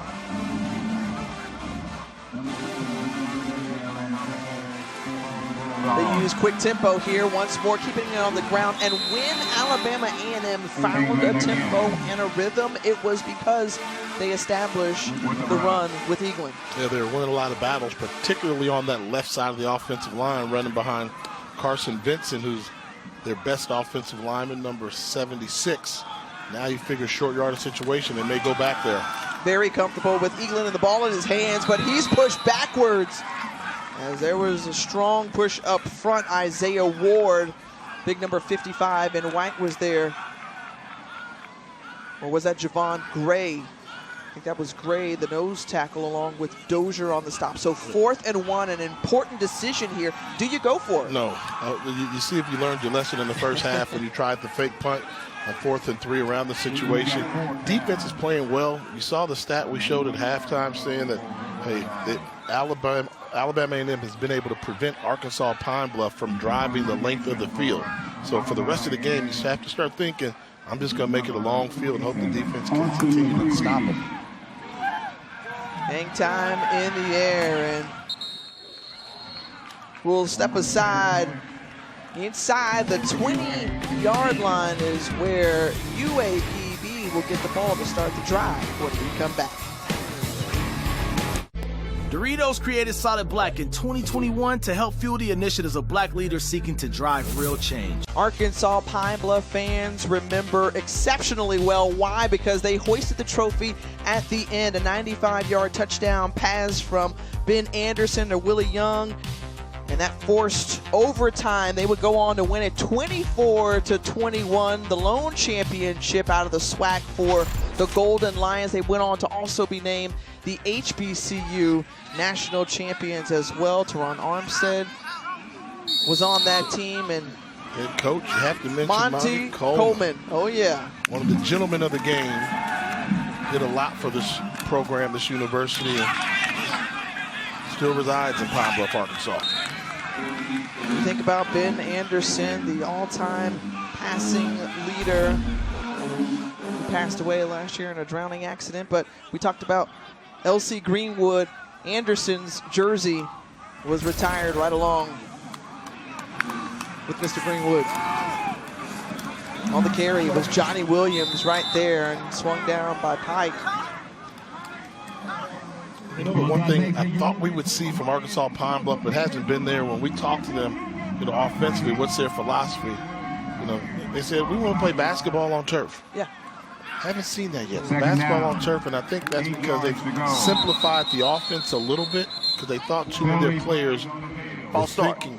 Offense, number 74, 5-yard penalty, 2nd down. So they take a look at the right tackle there. Getting started a little bit too soon. But it's kind of interesting when they said they thought too many of their players were thinking and not playing, so they had to scale it back. So I think they're getting there, and we see signs of it where they want to make it defend sideline to sideline and vertically as well. Let's see what offensive coordinator Bobby Acosta draws up on 2nd and 13. They swing it out to Maurice Lloyd, and Lloyd, who makes things happen after the catch, across midfield into Bulldog territory, and a first down for UAPB. One of the jitterbugs you want to get the ball to, and they say, hey, he's our bubble screen leader. If we can get him the ball on bubble screens, he can make people miss. And we saw it there. With tempo and nowhere to go, tracked down the entire way, and Macon has brought down a loss of 4 as Shaquem Pace was right there. Just a good job of tracking him down. Pace plays his position, locates the football, and gets the tackle for loss.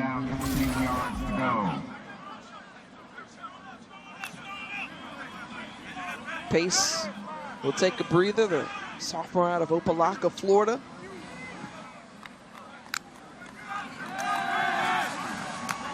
Macon zips it in there to Cochran.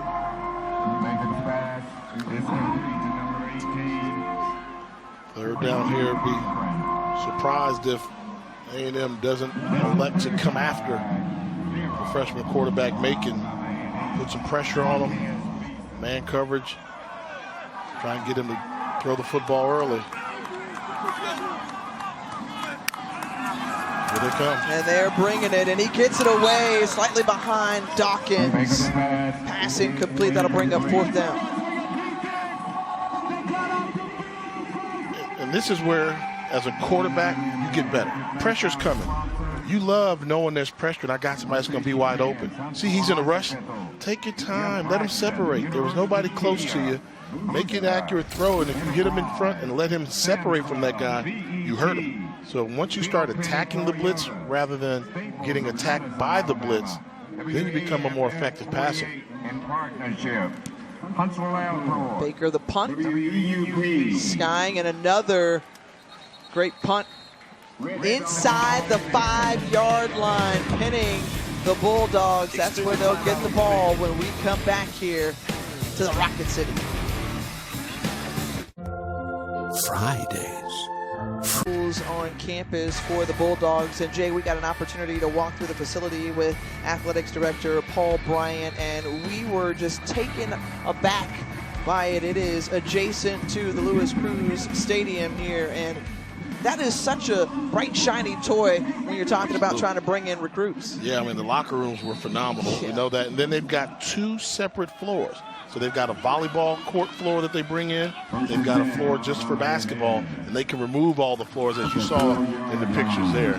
Really good job that they did in the creativity of coming up with that design. First down after Cameron Young runs past the sticks, a gain of 12. And Jay, did you feel some type of way being a former football player, seeing that facility, knowing that basketball and some of the Olympic sports get to take all of that in? You know, the pretty boys always get all the shiny new toys, stuff like that. But like I told them, I said, you can have the nicest, shiniest weights in the world, but if you're not lifting them, they get dust on them. It becomes furniture. That was Isaiah Ward, defensive end, who made the stop there on Quincy Casey. And I'd go there and say, you know, you take a look at the sack here as Alabama A&M struggling to keep Casey upright, but that's a nice basketball arena for not just HBCU, but, you know, throughout any type of mid-major that you see out there. I mean, if you have a facility like that, how could you not want to play in that type of venue?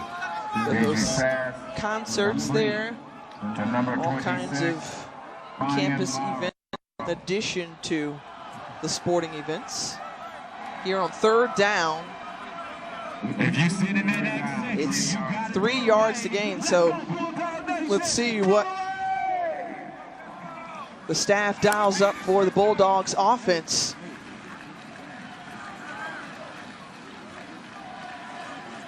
Terrell Gardner, who has been one of the best guys for this unit, consistent. We'll see they pitch it over, not the fake. Casey directing traffic, and he's brought down once again, this time ringing him up is number 53, Khalil Arnold. Loss of 4. Yeah, 53 will get the credit, but I'm giving a lot of credit to backup linebacker Rylan Woods, number 50. This was supposed to fake a sweep and do a throwback to the tight end. Well, Woods' key was to keep an eye on the tight end. He never let him leave his sight. and cross his face, there was nowhere for Quincy Casey to go with the football. Austin McCready on the punt. Bounces out of bounds at about the 33-yard line. So back-to-back punts to start the half for both teams as we take a look at our featured Week 4 games this Saturday, 3:30 Eastern. Texas Tech going to Morgantown to take on the Mountaineers. Trying to fool everybody. Look at number 50, not allowing the tight end to cross his face. That was the key on that play there to force to get the ball back. Well, right there was Zarion Hayes to beat the ball carrier, B.J. Curry. Zarion Hayes, a player that we've called quite a bit. NFL scouts taking a peek at him as he came over from App State. And he's a guy that has turned it on here, and they need more of that, not only tonight, but throughout the season. Feeling the pressure, escaping, is making, still on his feet, on one foot, makes the throw, and it's incomplete. He's going to have to lead the game again because the helmet's coming off. But what about the fact that they're just continuing to pursue him? You get an ISO look there at Hayes, continuing, pretty good job of walling him off by Ryan Atkins, but grabs him by the ankle, not letting him go anywhere. And that's the difference between a good player and a great player. A great player is going to keep coming, find a way to get to the quarterback. Good player might have given up, said, oh, Ryan Atkins blocked me, he shielded me, somebody else go get the quarterback. 3rd and 8, Mekhi Higgins checking in. Remember, he started off the ball game at quarterback for the Golden Lions. And do they get a timeout before the play clock expires? No. Delay game. Offense. 5-yard penalty. 3rd down. We saw plenty of those in the first half. And Alonzo Hampton shared with us, we saw too many of those the first couple of weeks of play. And that's that discipline. They said they were undisciplined a week ago, and once again, they brought their undisciplined ways here to Huntsville on this road trip game. The previous live play was an incomplete pass. Therefore, the game clock should read 6:04. Please put 6:04 on the game clock. Connell Maynard right now, he's mad at everybody. Game clock operator, officials, his team. Thank you. Well, this is a part of the season where you have to really try to set the tone for the year and where you're going to go as a group on 3rd and 13. Let's see if his defense can come up with a stop there underneath. The quick toss to Kenji Lewis and the great tackle made by Beeson. And that'll bring up 4th down. I'm trying to do the slip screen here when you bring in Higgins, who's basically been your backup for most of this game here. Lewis, shoestring tackle away from breaking that one. Good tackle by Beeson, got just enough of him.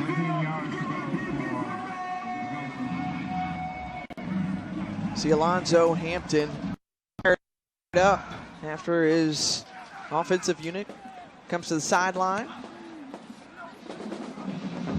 Trailing back for that one is Terrell Gardner. And we will take a break here. Arkansas Pine-Bluff leading by a touchdown on the road. So you know immediately you're in the Rocket City. That's the U.S. Space and Rocket Center located here. The Moon Rock, the Hubble Telescope. And one of the hidden figures within NASA, Clyde Foster, class of 1954, graduate of Alabama A&M, scientist, a mathematician, worked on the Army Ballistic Missile Agency at the NASA Marshall Space Flight Center in the 60s, and then he went on to help diversify things with the equal employment opportunity. And you think about the ways that HBCU graduates have impacted and changed our world and society. Clyde Foster, just one of those great examples. Give a shout out to you. heard that your grandfather was involved. FAMU guy. Yes. Involved in some missile technology and stuff Yes, like indeed. that. So HBCUs have been doing it for a while, making an impact on America. And you know what's so interesting, because when you look around the different HBCUs, you see that there are some unique majors that are offered throughout. And so, yes, there is a very strong engineering program here, but also a forestry program. That's right, ladies and gentlemen. We mentioned the aquaculture and fisheries at UAPB. You can get a degree in meteorology at Jackson State, aviation management, motorsport management. I mean, you could just run it down.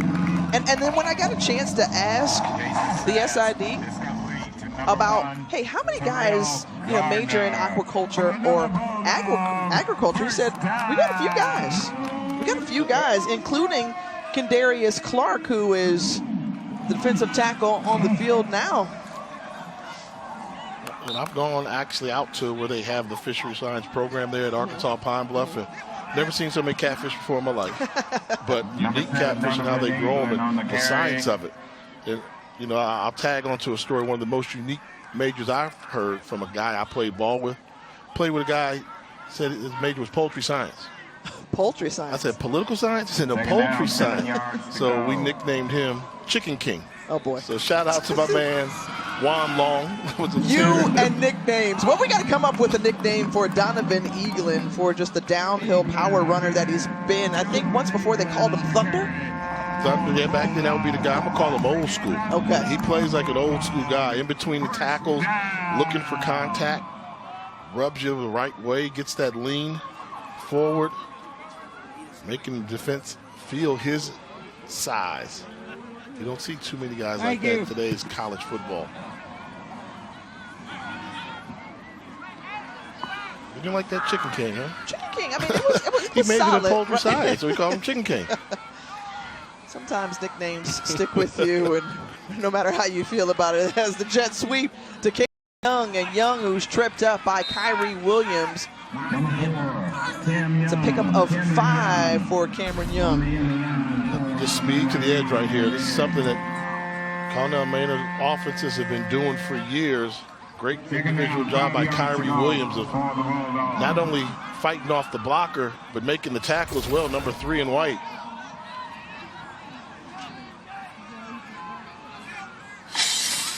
On 2nd and 5, Ryan Morrow is stood up and greeted by Rylan Woods. Woods, who got there first. This Golden Lion defense trying to get stout. In the middle is Morrow, who's going to be a good one. Gets stood up and finds a number of white jerseys waiting for him. There's Kendarius Clark, we talked about. Cool major man. 3rd and 5 on the way for Alabama A&M. Just over 2 minutes to go in the 3rd quarter.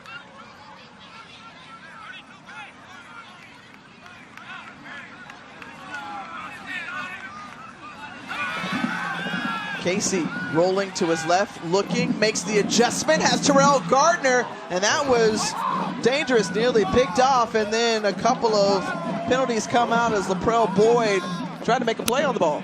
Yeah, this is probably going to be some type of defensive pass interference. And that's the one where Casey, if nothing was there, you think if he throws a better ball, it's a touchdown. But pass interference, defense, 15-yard penalty, automatic first down. I think if he throws a better ball, it's a touchdown, but it's kind of underthrown.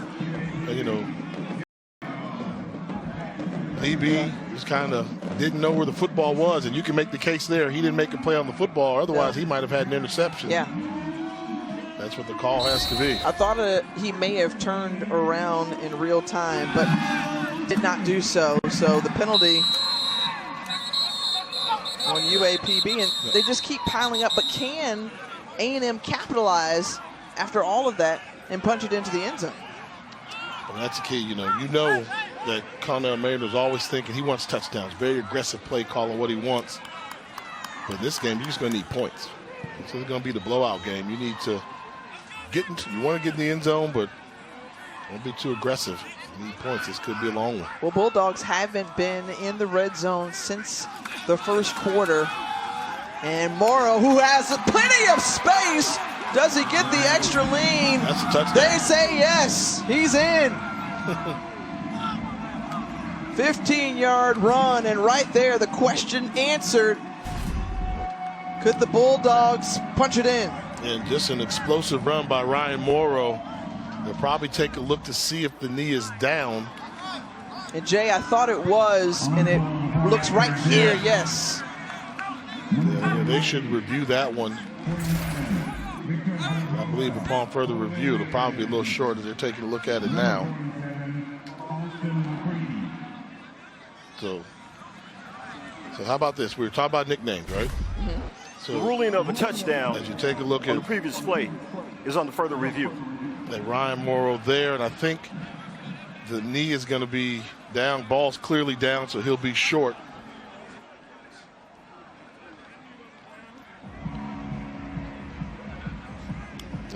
Yeah. So that's a pretty clear-cut play. You have to have conclusive evidence, indisputable evidence to overturn the call. And that one there, like you said, Jay, pretty clear-cut. And I think we're getting the thumbs up from Eddie Kelly that says, yeah, that's going to be overturned. So we were on nicknames. Okay. So Ryan Morrow's uncle played with me. Okay. With the Minnesota Vikings. Right? Name is Harold Morrow from Maplesville, Alabama. So when Harold came in, besides going to sleep in the very first meeting he came to, because he was a late acquisition, got traded, he had braces, right, and headgear. So I nicknamed him. And guess what his nickname was? This sounds like a very familiar story with you and nicknaming I do. people. If I care about you, I nickname. Okay. So his nickname, and I know he's watching this game, his nickname was Tootie. Remember Tootie from the Facts of Life? You're going to put him out like that? Because to Tootie's credit, Tootie, when people kept calling him, he would see me, he'd say, look, I don't care about everybody else. Jay's the one that gave me that nickname, Tootie. And I know Tootie's proud of the way Ryan Morrow, his nephew, is running the football. And Tootie's cousin, uncle, was Tommy Agee, who played for the Dallas Cowboys out of Maplesville. They keep it going. I'm just let that breathe. After further review, it was determined that the runner was short of the goal line. Therefore, the ball will be placed at the 1-yard line, first down. The game clock will start on my signal. So they're going to place the ball down at the 1-yard line. As you see, his knee is down there. But now this is the frustrating part. Do you come out and get under center, or is today's college football quarterback going to stay in shotgun, be standing on the 5-yard line with an opportunity for somebody to come to make a tackle behind the line of scrimmage? Can I just say that I miss the days of like I formation? Okay. Down in these types of situations, or your jumbo package, if you just want to punch it in, Or the push. You know, nowadays the push, they're doing the push. The push is now legal. Nope. Wildcat. They got a direct snap to Donovan Eaglin, and that was easy for him to walk in. So Alabama A&M with the chance to tie it up on the extra point.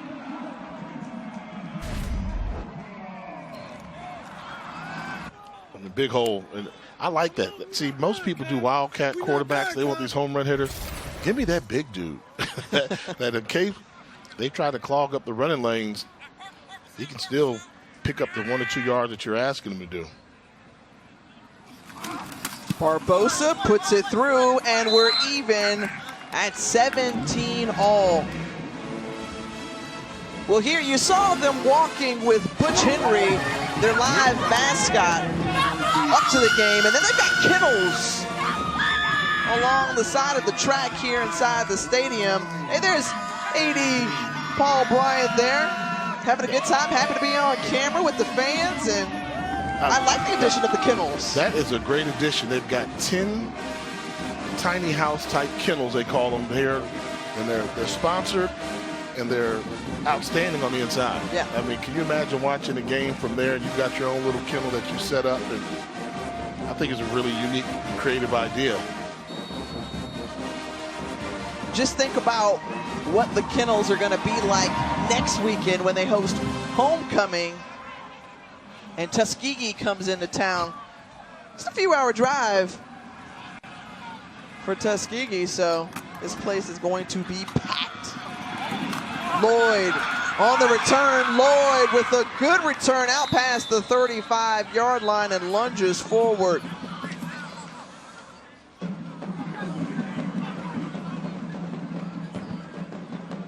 Well, we question who was going to be the quarterback, who's going to play their way to number one. And tonight, Jalen Macon has shown us he's ready. Yeah, when we asked Coach about it, you really feel comfortable with the two-quarterback system?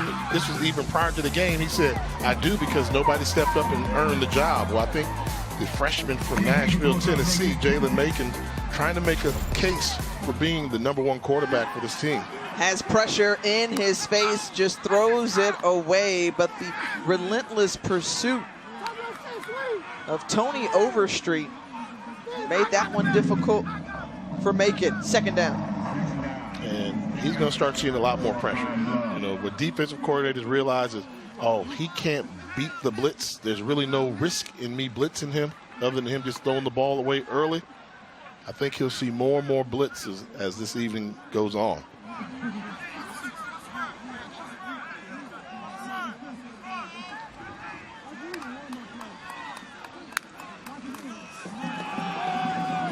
Trying to skirt around is Jamerson, and he has nowhere to go. Dorian Wesley, along with Liston Richardson, the two interior guys, holding him up for just 1 yard. And I don't know if he's seeing everything right. So when you have the ability to play one-on-one and know you're going to blitz, you're going to have an extra guy around the line of scrimmage. Really hard to run the football when you're down in numbers. They've got more red jerseys and you've got white jerseys to block. As we get ready to head to this fourth quarter, maybe that's something that offensive coordinator Bobby Acosta can kind of talk to him about, the looks that he's seeing. Well, this one tied at 17, all going into the fourth quarter. Golden Lions with a big third down on the other way. They'll discuss it. We'll see what happens when we come back. Start of the fourth quarter, we were fortunate enough to talk to Alabama A&M head coach Connell Maynard. Let's take a listen in. Out of your territory, Harris just got to run a little bit tougher right there, but the play was there, and when they're not expecting it, that's when you run it. They had their regular punt team out there. Well, Coach, it's your wife's birthday, Meryl Maynard. Would you like to wish her a happy birthday right now? Happy birthday, baby. We're going to get this win for you. I love you. All right, thanks so much. We had some audio issues in the first half of our interview, but Connell Maynard was saying, hey, look, we had some opportunities there. We didn't take advantage of them, but now we're in position right where we want to be. They're going to try to close out this game. They need their offense to continue to move the ball. Their defense has been solid all throughout, and they've always gotten pressure on the quarterback. Escaping narrowly was making to make positive yards out of that play on third down, still 5 yards short of the marker. Yeah, and I'm still going to give this defense credit for Alabama A&M. Coach Maynard told us during an interview, just a couple blown coverages is how they were able to score, but they've been able to stop Arkansas Pine-Bluff from going long drives down the field. And that's really been the key. Defensive line has controlled the line of scrimmage, and they frustrated this freshman quarterback in Jalen Macon. Give credit to Zarion Hayes, Liston Richardson, Dorian Wesley, Hayden Guilford, Shaquem Pace has played an excellent game as well. Terrell Gardner falling back on the fair catch. Let's take a look at some of the HBCU headlines and what people are talking about. Florida A&M, the preseason favorite out of the SWAC East. They're off to a hot start under head coach Willie Simmons. Many are asking the question, can North Carolina Central repeat as HBCU national champions? And then when you're talking about the Southwestern Athletic Conference West Division, it's just crazy wild. The Wild Wild West, as we call it. Can NCCU repeat as HBCU national champions? My answer is going to be yes, as long as they've got Davius Richard healthy. So do you see Central and who out of the SWAC in Atlanta on December 16th? The question was, can North Carolina Central and now I'm repeat as posing, national champion? and now I am posing another champion. question to you, Jay. That's a really tough position. Well, I need to think about it. Okay. I need to think about it. But, I mean, obviously, you know, Florida A&M is doing a good job. They got the early season victory versus Jackson State. You know, they're kind of in the driver's seat a little bit in the SWAC. But, you know, it's always tough because even when you clinch your berth to the SWAC championship, you still have to win that game. And then once you win that game, then you make the trip to Atlanta. But I would say, you know, it's going to be a very interesting year, HBCU football. Very right.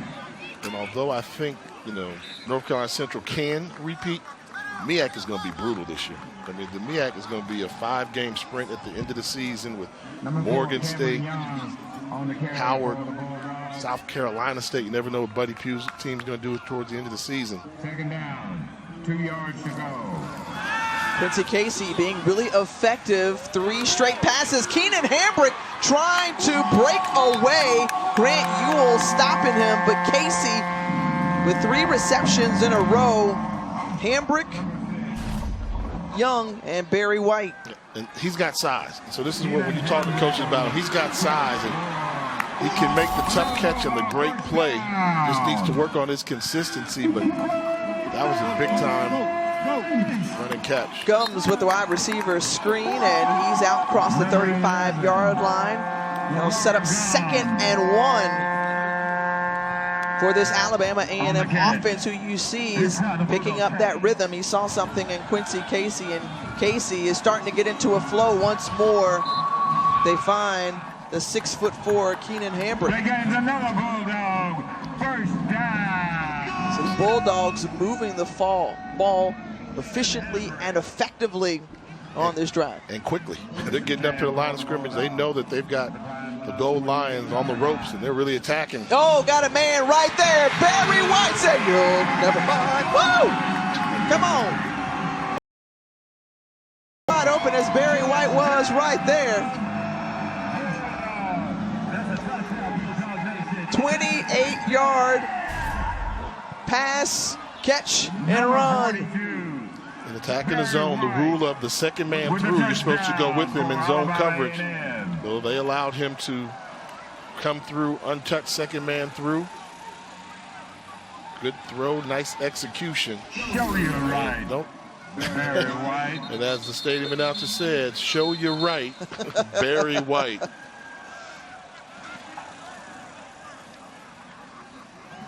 Ball start. Offense. Number 78. 5-yard penalty. Still on the try.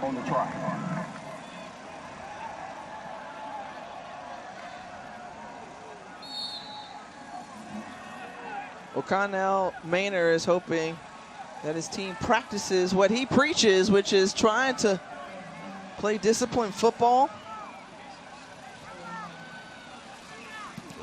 7 plays, 90 yards, and Alabama A&M taking the lead. This is a good job by Barry White. Get out the backfield. Quincy Casey, nice throw. And Coach Maine a little bit closer to fulfilling his promise of a victory for his wife for her birthday.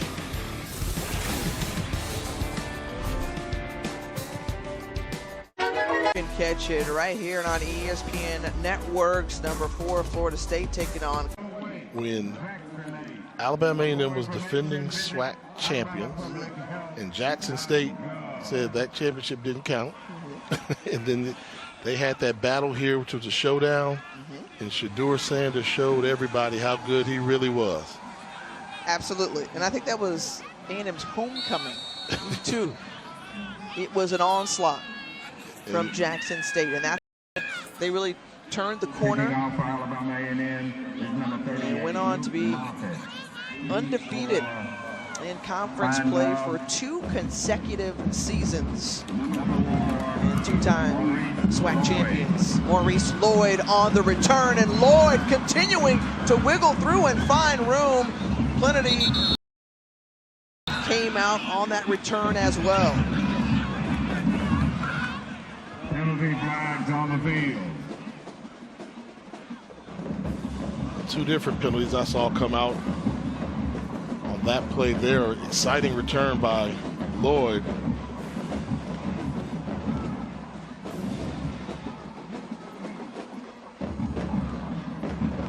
There are 2 fouls on the play, both on the return team. Holding, number 28. The penalty decline. Holding, number 3. 10-yard penalty from the foul. First down. Let's take a look. Over on the right side, they call number 3 for holding. He got him. I mean, generally they let you get away with it for a little bit. And so he got away with it for a couple seconds, but held it a little bit too long. And now it's going to be really poor field position for Arkansas Pine-Bluff. That one hung out and incomplete. The question is, can the Golden Lions find some of that rhythm they had back through the first 2 quarters? They have not been able to sustain a long drive to score. And so I think has to be a good sign for Alabama A&M fans, forcing them to drive the length of the field. The toss out to Michael Jamerson, and Jamerson is swung down in a pickup of 2. That was Cortez Andrews was there on the tackle. But you think about the 4 possessions that UAPB has had coming out of the locker room. 4 punts in those 4 possessions. And now, if they don't pick up this 3rd down, they're facing another. UAPB.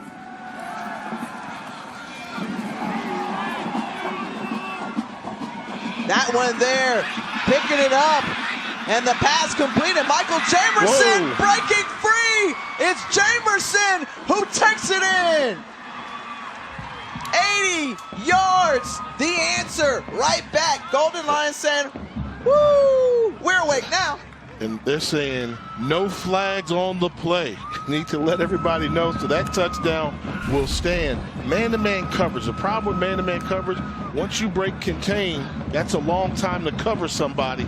You're able to get behind the linebacker in coverage, Cortez Andrews, peeking in the backfield when the quarterback left. That play was all on Jalen Macon, creating time, and then the rest was done by a fantastic run after catch.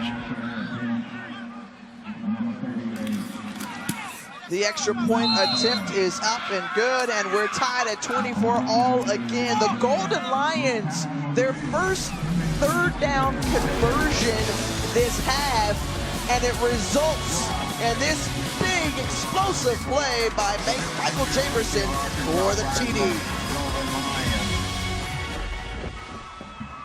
When you that impacted them. In this case, for Alonzo Hampton, his high school principal and administrator helped turn his life around. He said he set Coach on a right path. He had a decision to either go one way or the other. And it was conversations and belief from Andrew Tolbert that he could do it that helped change his life. And in the process, he gave him his first job after his playing years, his first coaching job. I like how he simplified it. He said, I was getting ready to start going left in my life, and Mr. Talbot made me go right. And I'm so glad that he did, and so thankful.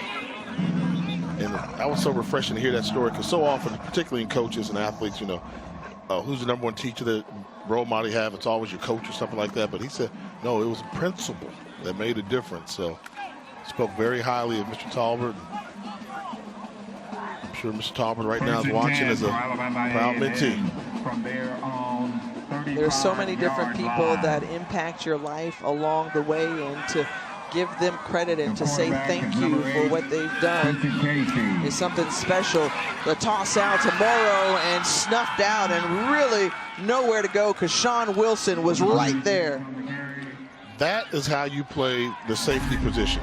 When you commit, you see run, you know it's run, hurry up, get to the line of scrimmage, don't allow the ball carrier a chance to react. Read your keys, make a great open field tackle when your team needs it.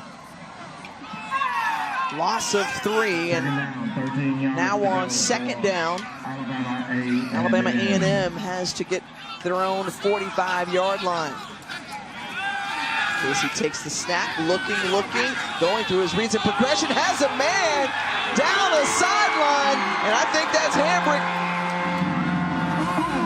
Keenan Hambrick, once again, the big target on the outside, saying he's real rangy. And holds on to the football, 53 yards. Yeah, moves the safety all the way to the right, comes back left. Too much separation as he's able to get behind Donovan Collins for the huge play for the Bulldogs. Play game's another Bulldog. And so right now they're trading blows back and forth, but the running attack not working on this drive as Khalil Arnold with a loss of 1. 26. And another look at the end of that reception. Good job of adjusting to the football by Hambrick to secure the catch. 11 yards to go for the Bulldogs. You got to think about the Outlaws from back in the day. Fatou Abdul Ibrahim and big plays, Zabrion Moore. Those big targets for Aqeel Glass back in the day. Keenan Hambrick kind of falls in that mode in this version of the Bulldogs. Sure-handed catch there by LeVar Gums and into the red zone after that 12-yard gain. Listen, continuing to increase the tempo and the speed of the offense. I think that's been one of the keys for Alabama A&M this second half, trying to wear out this defense. Morrow inside the 5. Continuing to try to keep pace as Quincy is telling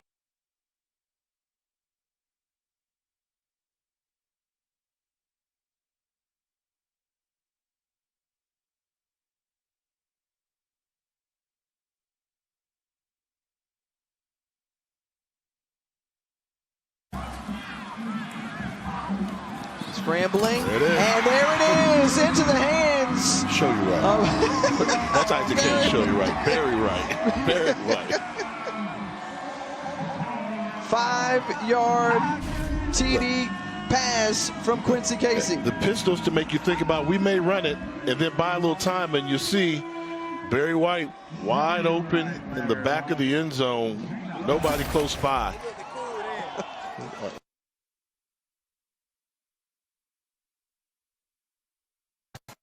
Fingertory. Moment you come up, they sneak somebody behind you in the secondary. We got to credit Quincy Casey to help aid that drive, and once more he finds his tight end, Barry White, to cap off the drive.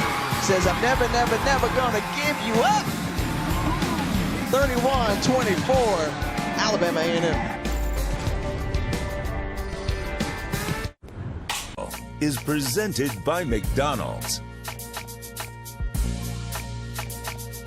Just about 70 miles west of us is a little town called Muscle Shoals, Alabama, home to Fame Recording Studios, a place that helped birth Aretha Franklin's sound. She got her soul and flavor from there. It's the type of Muscle Shoals music that we were used to hearing. Otis Redding, Wilson Pickett, a who's who list of recording artists who came out of there, rhythm and blues, pop, rock, all that jazz, as marching maroon and white band jamming right now.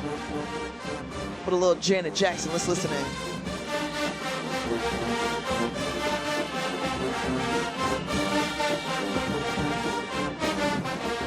Sounds clear. Yes.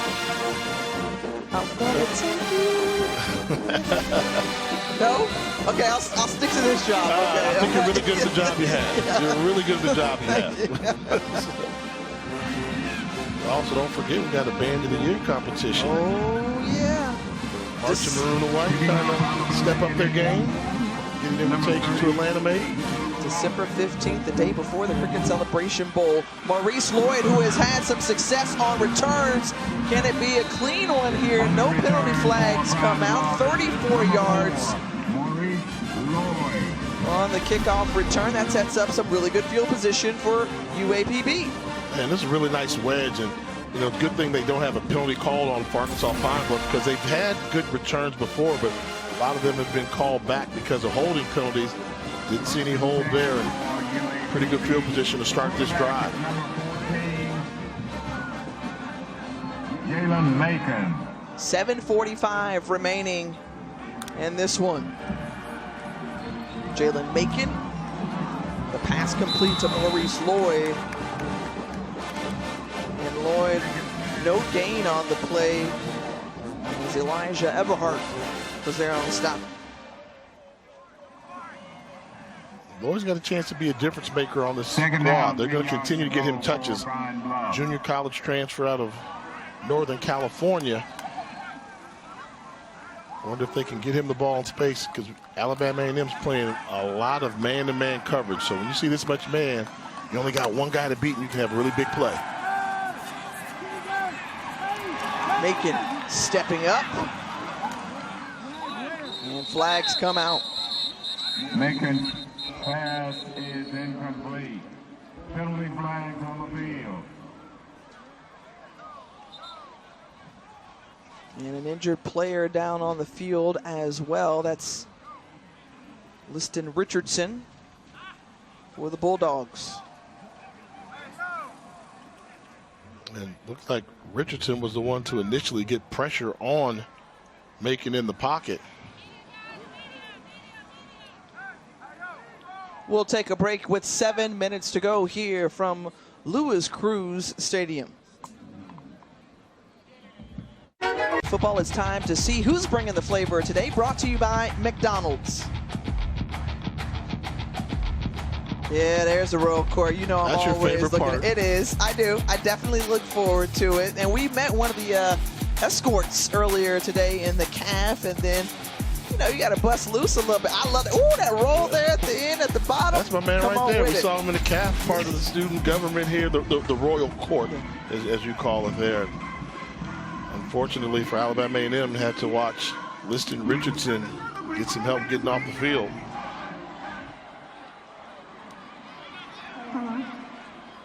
So it was a holding penalty on Alabama A&M. That brings up first down for Arkansas. On the previous play, before the media timeout, holding, number 13, defense. 10-yard penalty from the previous spot, automatic first down.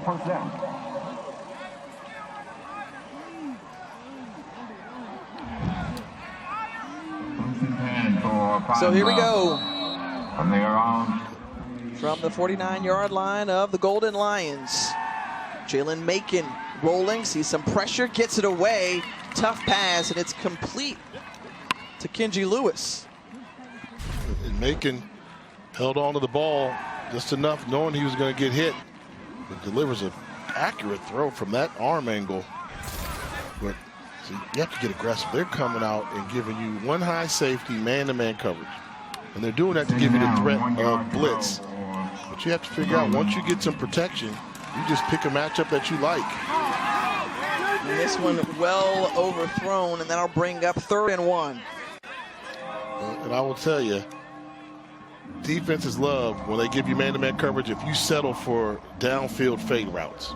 If you're settling for a fade, the defense feels we won, just a long incompletion.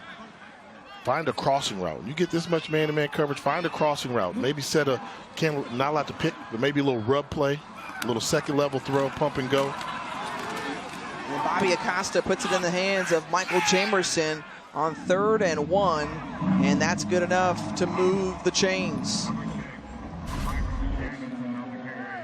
Well, this is a close one. Once again, Hayes has been active all day. I mean, they are not changing the coverage. You see it why. They're just saying man-to-man, we trust our D-line's going to get to them.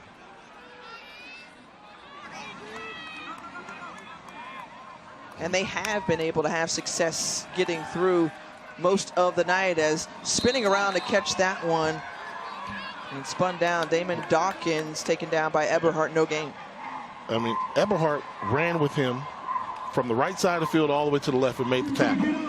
That's as man-to-man as you can get. They're not even bumping linebackers. When you break the huddle, I've got him wherever he goes. Stick a seam route in there somewhere, or deep crossing route. We'll see what OC Bobby Acosta draws up here on 2nd and 10. Macon standing there with pressure in his face, and it was nearly picked off by Marvin Smith. That was a really good job by the wide receiver, not allowing that ball to be intercepted. You see Macon got a little bit duressed, and Tristan Ballard knew better. The grad transfer able to not allow Smith to get the interception. Now 3rd and 10. Pressure once more from Macon. Nowhere to go. Cannot escape, and then swung down. It's going to be a face mask. By Shaquem Pace. Well, he made the play, but then the extra handsiness. Wow. Great effort, but tackles him a little bit high. Personal foul. Face mask. Number 11. Defense. 15-yard penalty from the previous spot. Automatic. First down. And that is the key. Automatic first down. You see him there. He gets the face mask, just tackling high. And that's a tough one. Because, you know, you can't tackle him low. Right. You know that. And then you tackle him too high on the face mask. They're going to call for you every time. And Arkansas Pine-Bluff gets a new first down. Macon 3 for his last 10. They keep it on the ground, and that's Johnny Williams. Johnny Williams plunging ahead. A gain of 7.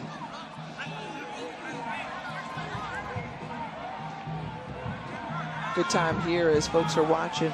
Made the correction. UAPB, one of 3 HBCUs out of Arkansas.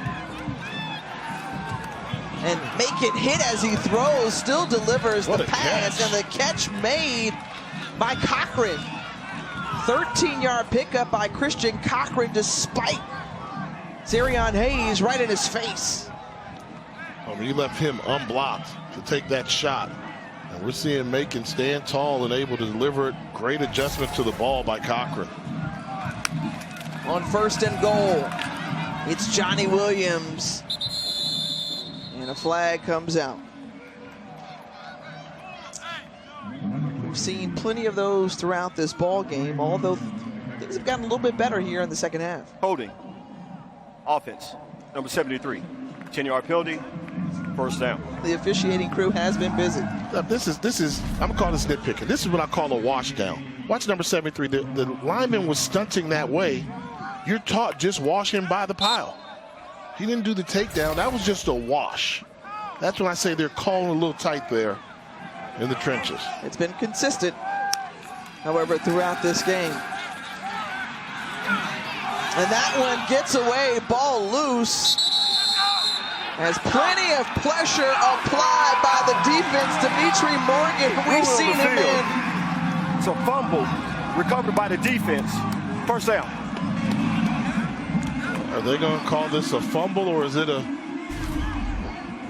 I want to see a good look. It was on the far side of the field away from us. Looks like... Did the ball get batted from behind by Morgan? Number 54. That's the end of the play. I want another look at it here. As you know, the replay officials are reviewing it upstairs. Redshirt freshman out of Fort Myers. And once more, we're going to bring in Eddie Kelly to see if we can help. And no. They're sticking with the fumble call, so I guess they didn't review the call. So UAPB turns it over in the red zone. And wow.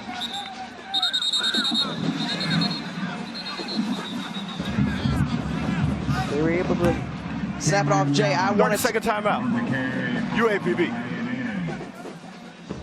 I wanted to get another look at it and review it a few more times because it was hard to kind of tell from what we saw. But the officials sticking with the call, and it is as Golden Lions spin a timeout. One more look at it here. 30-second timeout. Oh, the ball was punched out from behind. What we had on the ruling was fumble recovered by the defense. And we didn't stop the game because sometimes they can see what happened without stopping the game and just clear the turnover. So they don't necessarily have to stop the game. So if they deem that we got a turnover, we're good. And I'm assuming you guys had a good angle right away to see right away. We just saw that angle there with the punch out from the back. Right. If you all seen it sooner, no need for you to buzz down that you're going to review the play. Yeah. So, and basically what they'll say in replays, clear the turnover, clear the turnover. Thank you so much, Ed. You're welcome.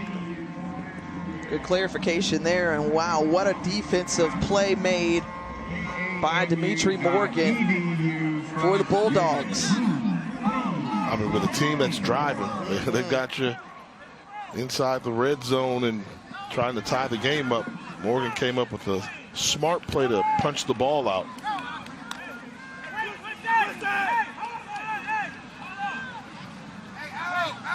And that's a tough one for UAPB, as A&M's just going to try to take as much time off the clock as possible. They've got 1st and 10 and no gain on the run.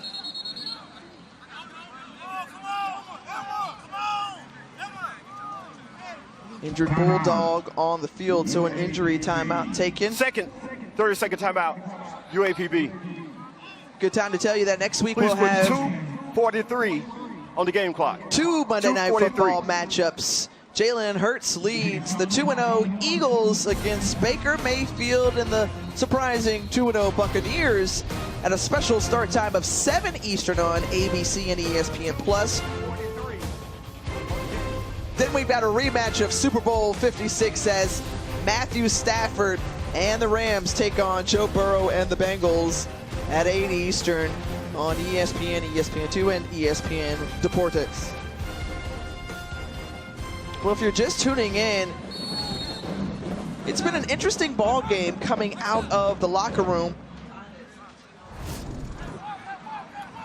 And this is what's happened in the second half after UAPB had that 17-10 lead, and A&M just really found their rhythm since then. They've taken the lead, and Donovan Eaglin moving forward on the run.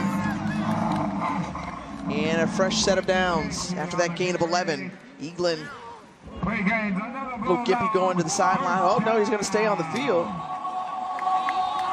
They Now need he's the big off. body. Yeah. Well, they want the big body. This is that 4-minute offense type, even though we're less than that. They picked up a first down. So if you think about it, most of the second half, Alabama A&M was stepping on the gas pedal. They wanted everything fast-paced, up-tempo, up-tempo.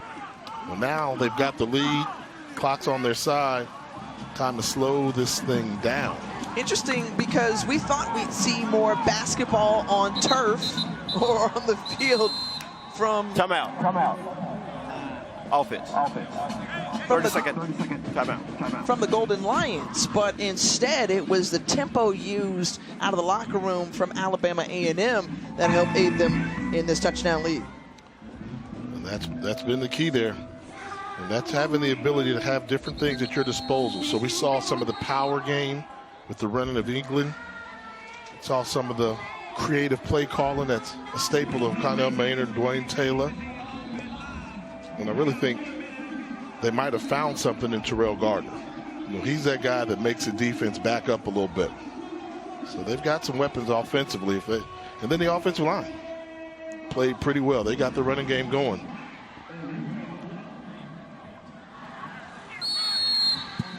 Well, Connell Maynard says this was exactly where his team 41-yard line. wanted to be going into the fourth quarter.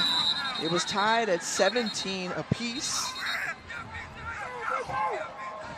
Now Final 30-second timeout called by UAPB.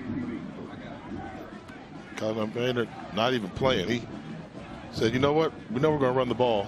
He put Morrow back there, quarterback. Put his running back there with Eaglin and ran Wildcat.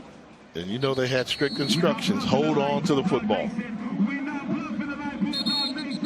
Well, when you think about the way things turned out last weekend, that was a point of emphasis for this group. They had 5 turnovers, a few of them coughed up deep into their own territory. So ball security at a premium right here with 1:48 remaining.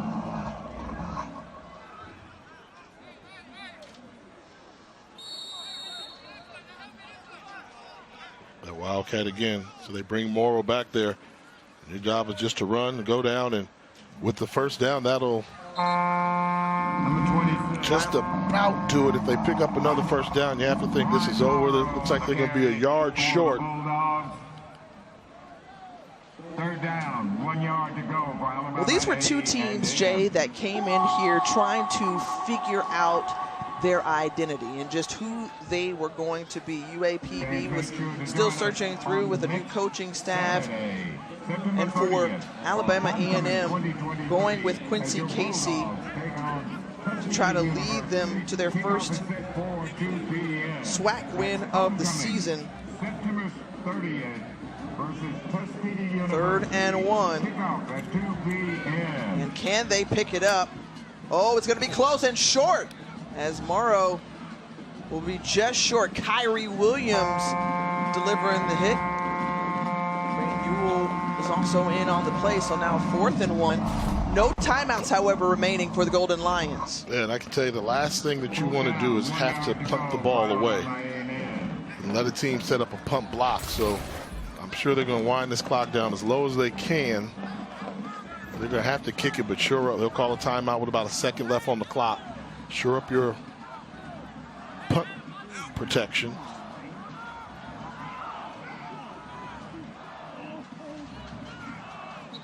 And there's the timeout there. So 19.5 seconds remaining. Alabama A&M will punt it away after the timeout. Well, you think the Bulldogs, who have won the last 3 against UAPB, 8 of the last 10, have had great success. But this Pine-Bluff group will still have a little bit of time. And remember, we've seen some really good returns from Maurice Lloyd when he's decided to take off. Yeah, the old keep hope alive offense, which is out there right now, but it's going to be some tough sledding. I think if you're Arkansas Pine-Bluff, if they bring a punter out there, you set up your punt block and you go try and sell out on the block. I don't think you want to go for it here. But it looks like they're sending the offense out. He's a gunslinger. Yeah, he's a risk taker for sure, so you never know. Try and get him to jump off sides. And it backfired. Backfired, and now still on his feet. And Alabama A&M on 4th and 1 decides to go for it. Held short. And the Golden Lions still have life here. Turnover on down. Wow, you know, that was a play. They wanted to get him to jump off sides, and if they jump off sides, then you snap the ball. But the official didn't call them from jumping off sides or being in the neutral zone.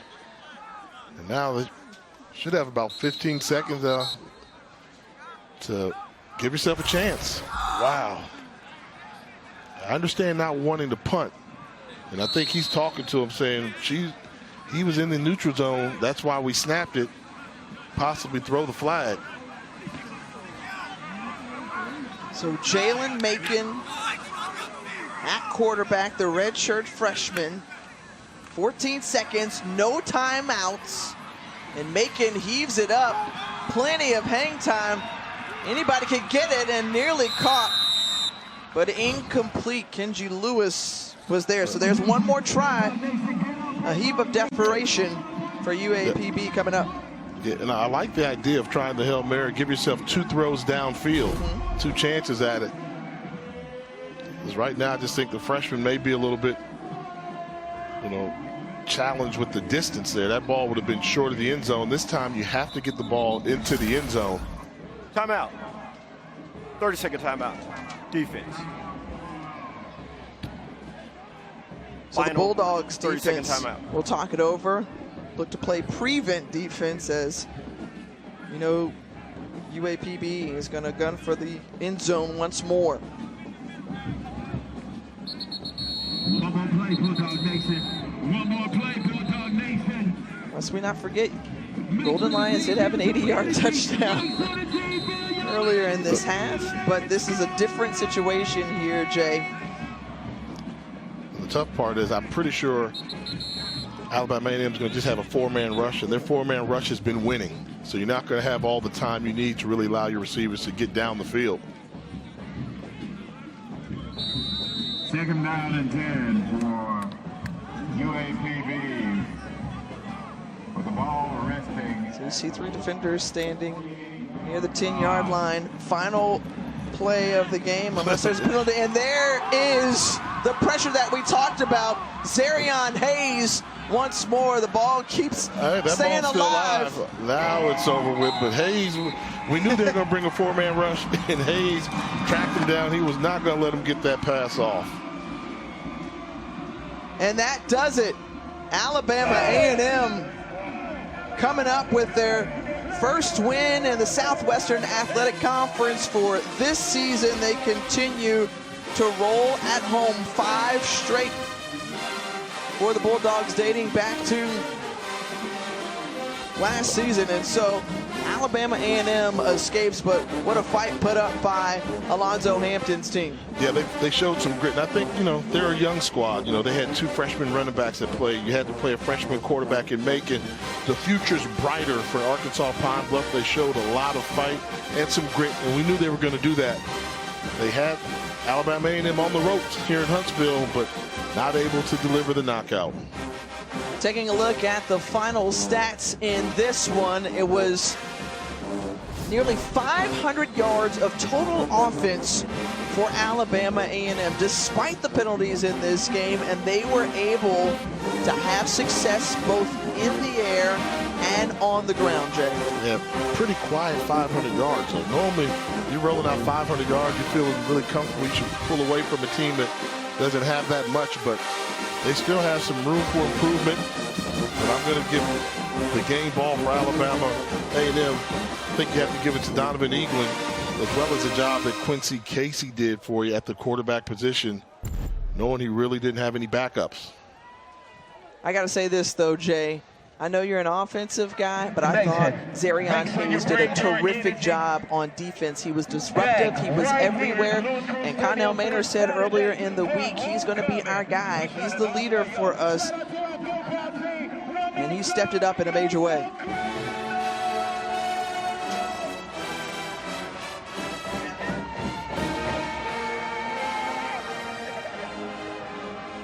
A big win for Connell Maynard's crew here from the Rocket City. A 31-24 decision over Arkansas Pine-Bluff.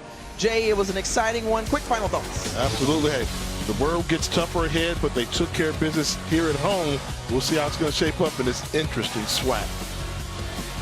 The Bulldogs' bite was vicious tonight with their win, as they are now 1-1 in the conference, and they move to an even 500 for Jay Walker. The rest of our crew, I'm Tiffany Green saying, we out.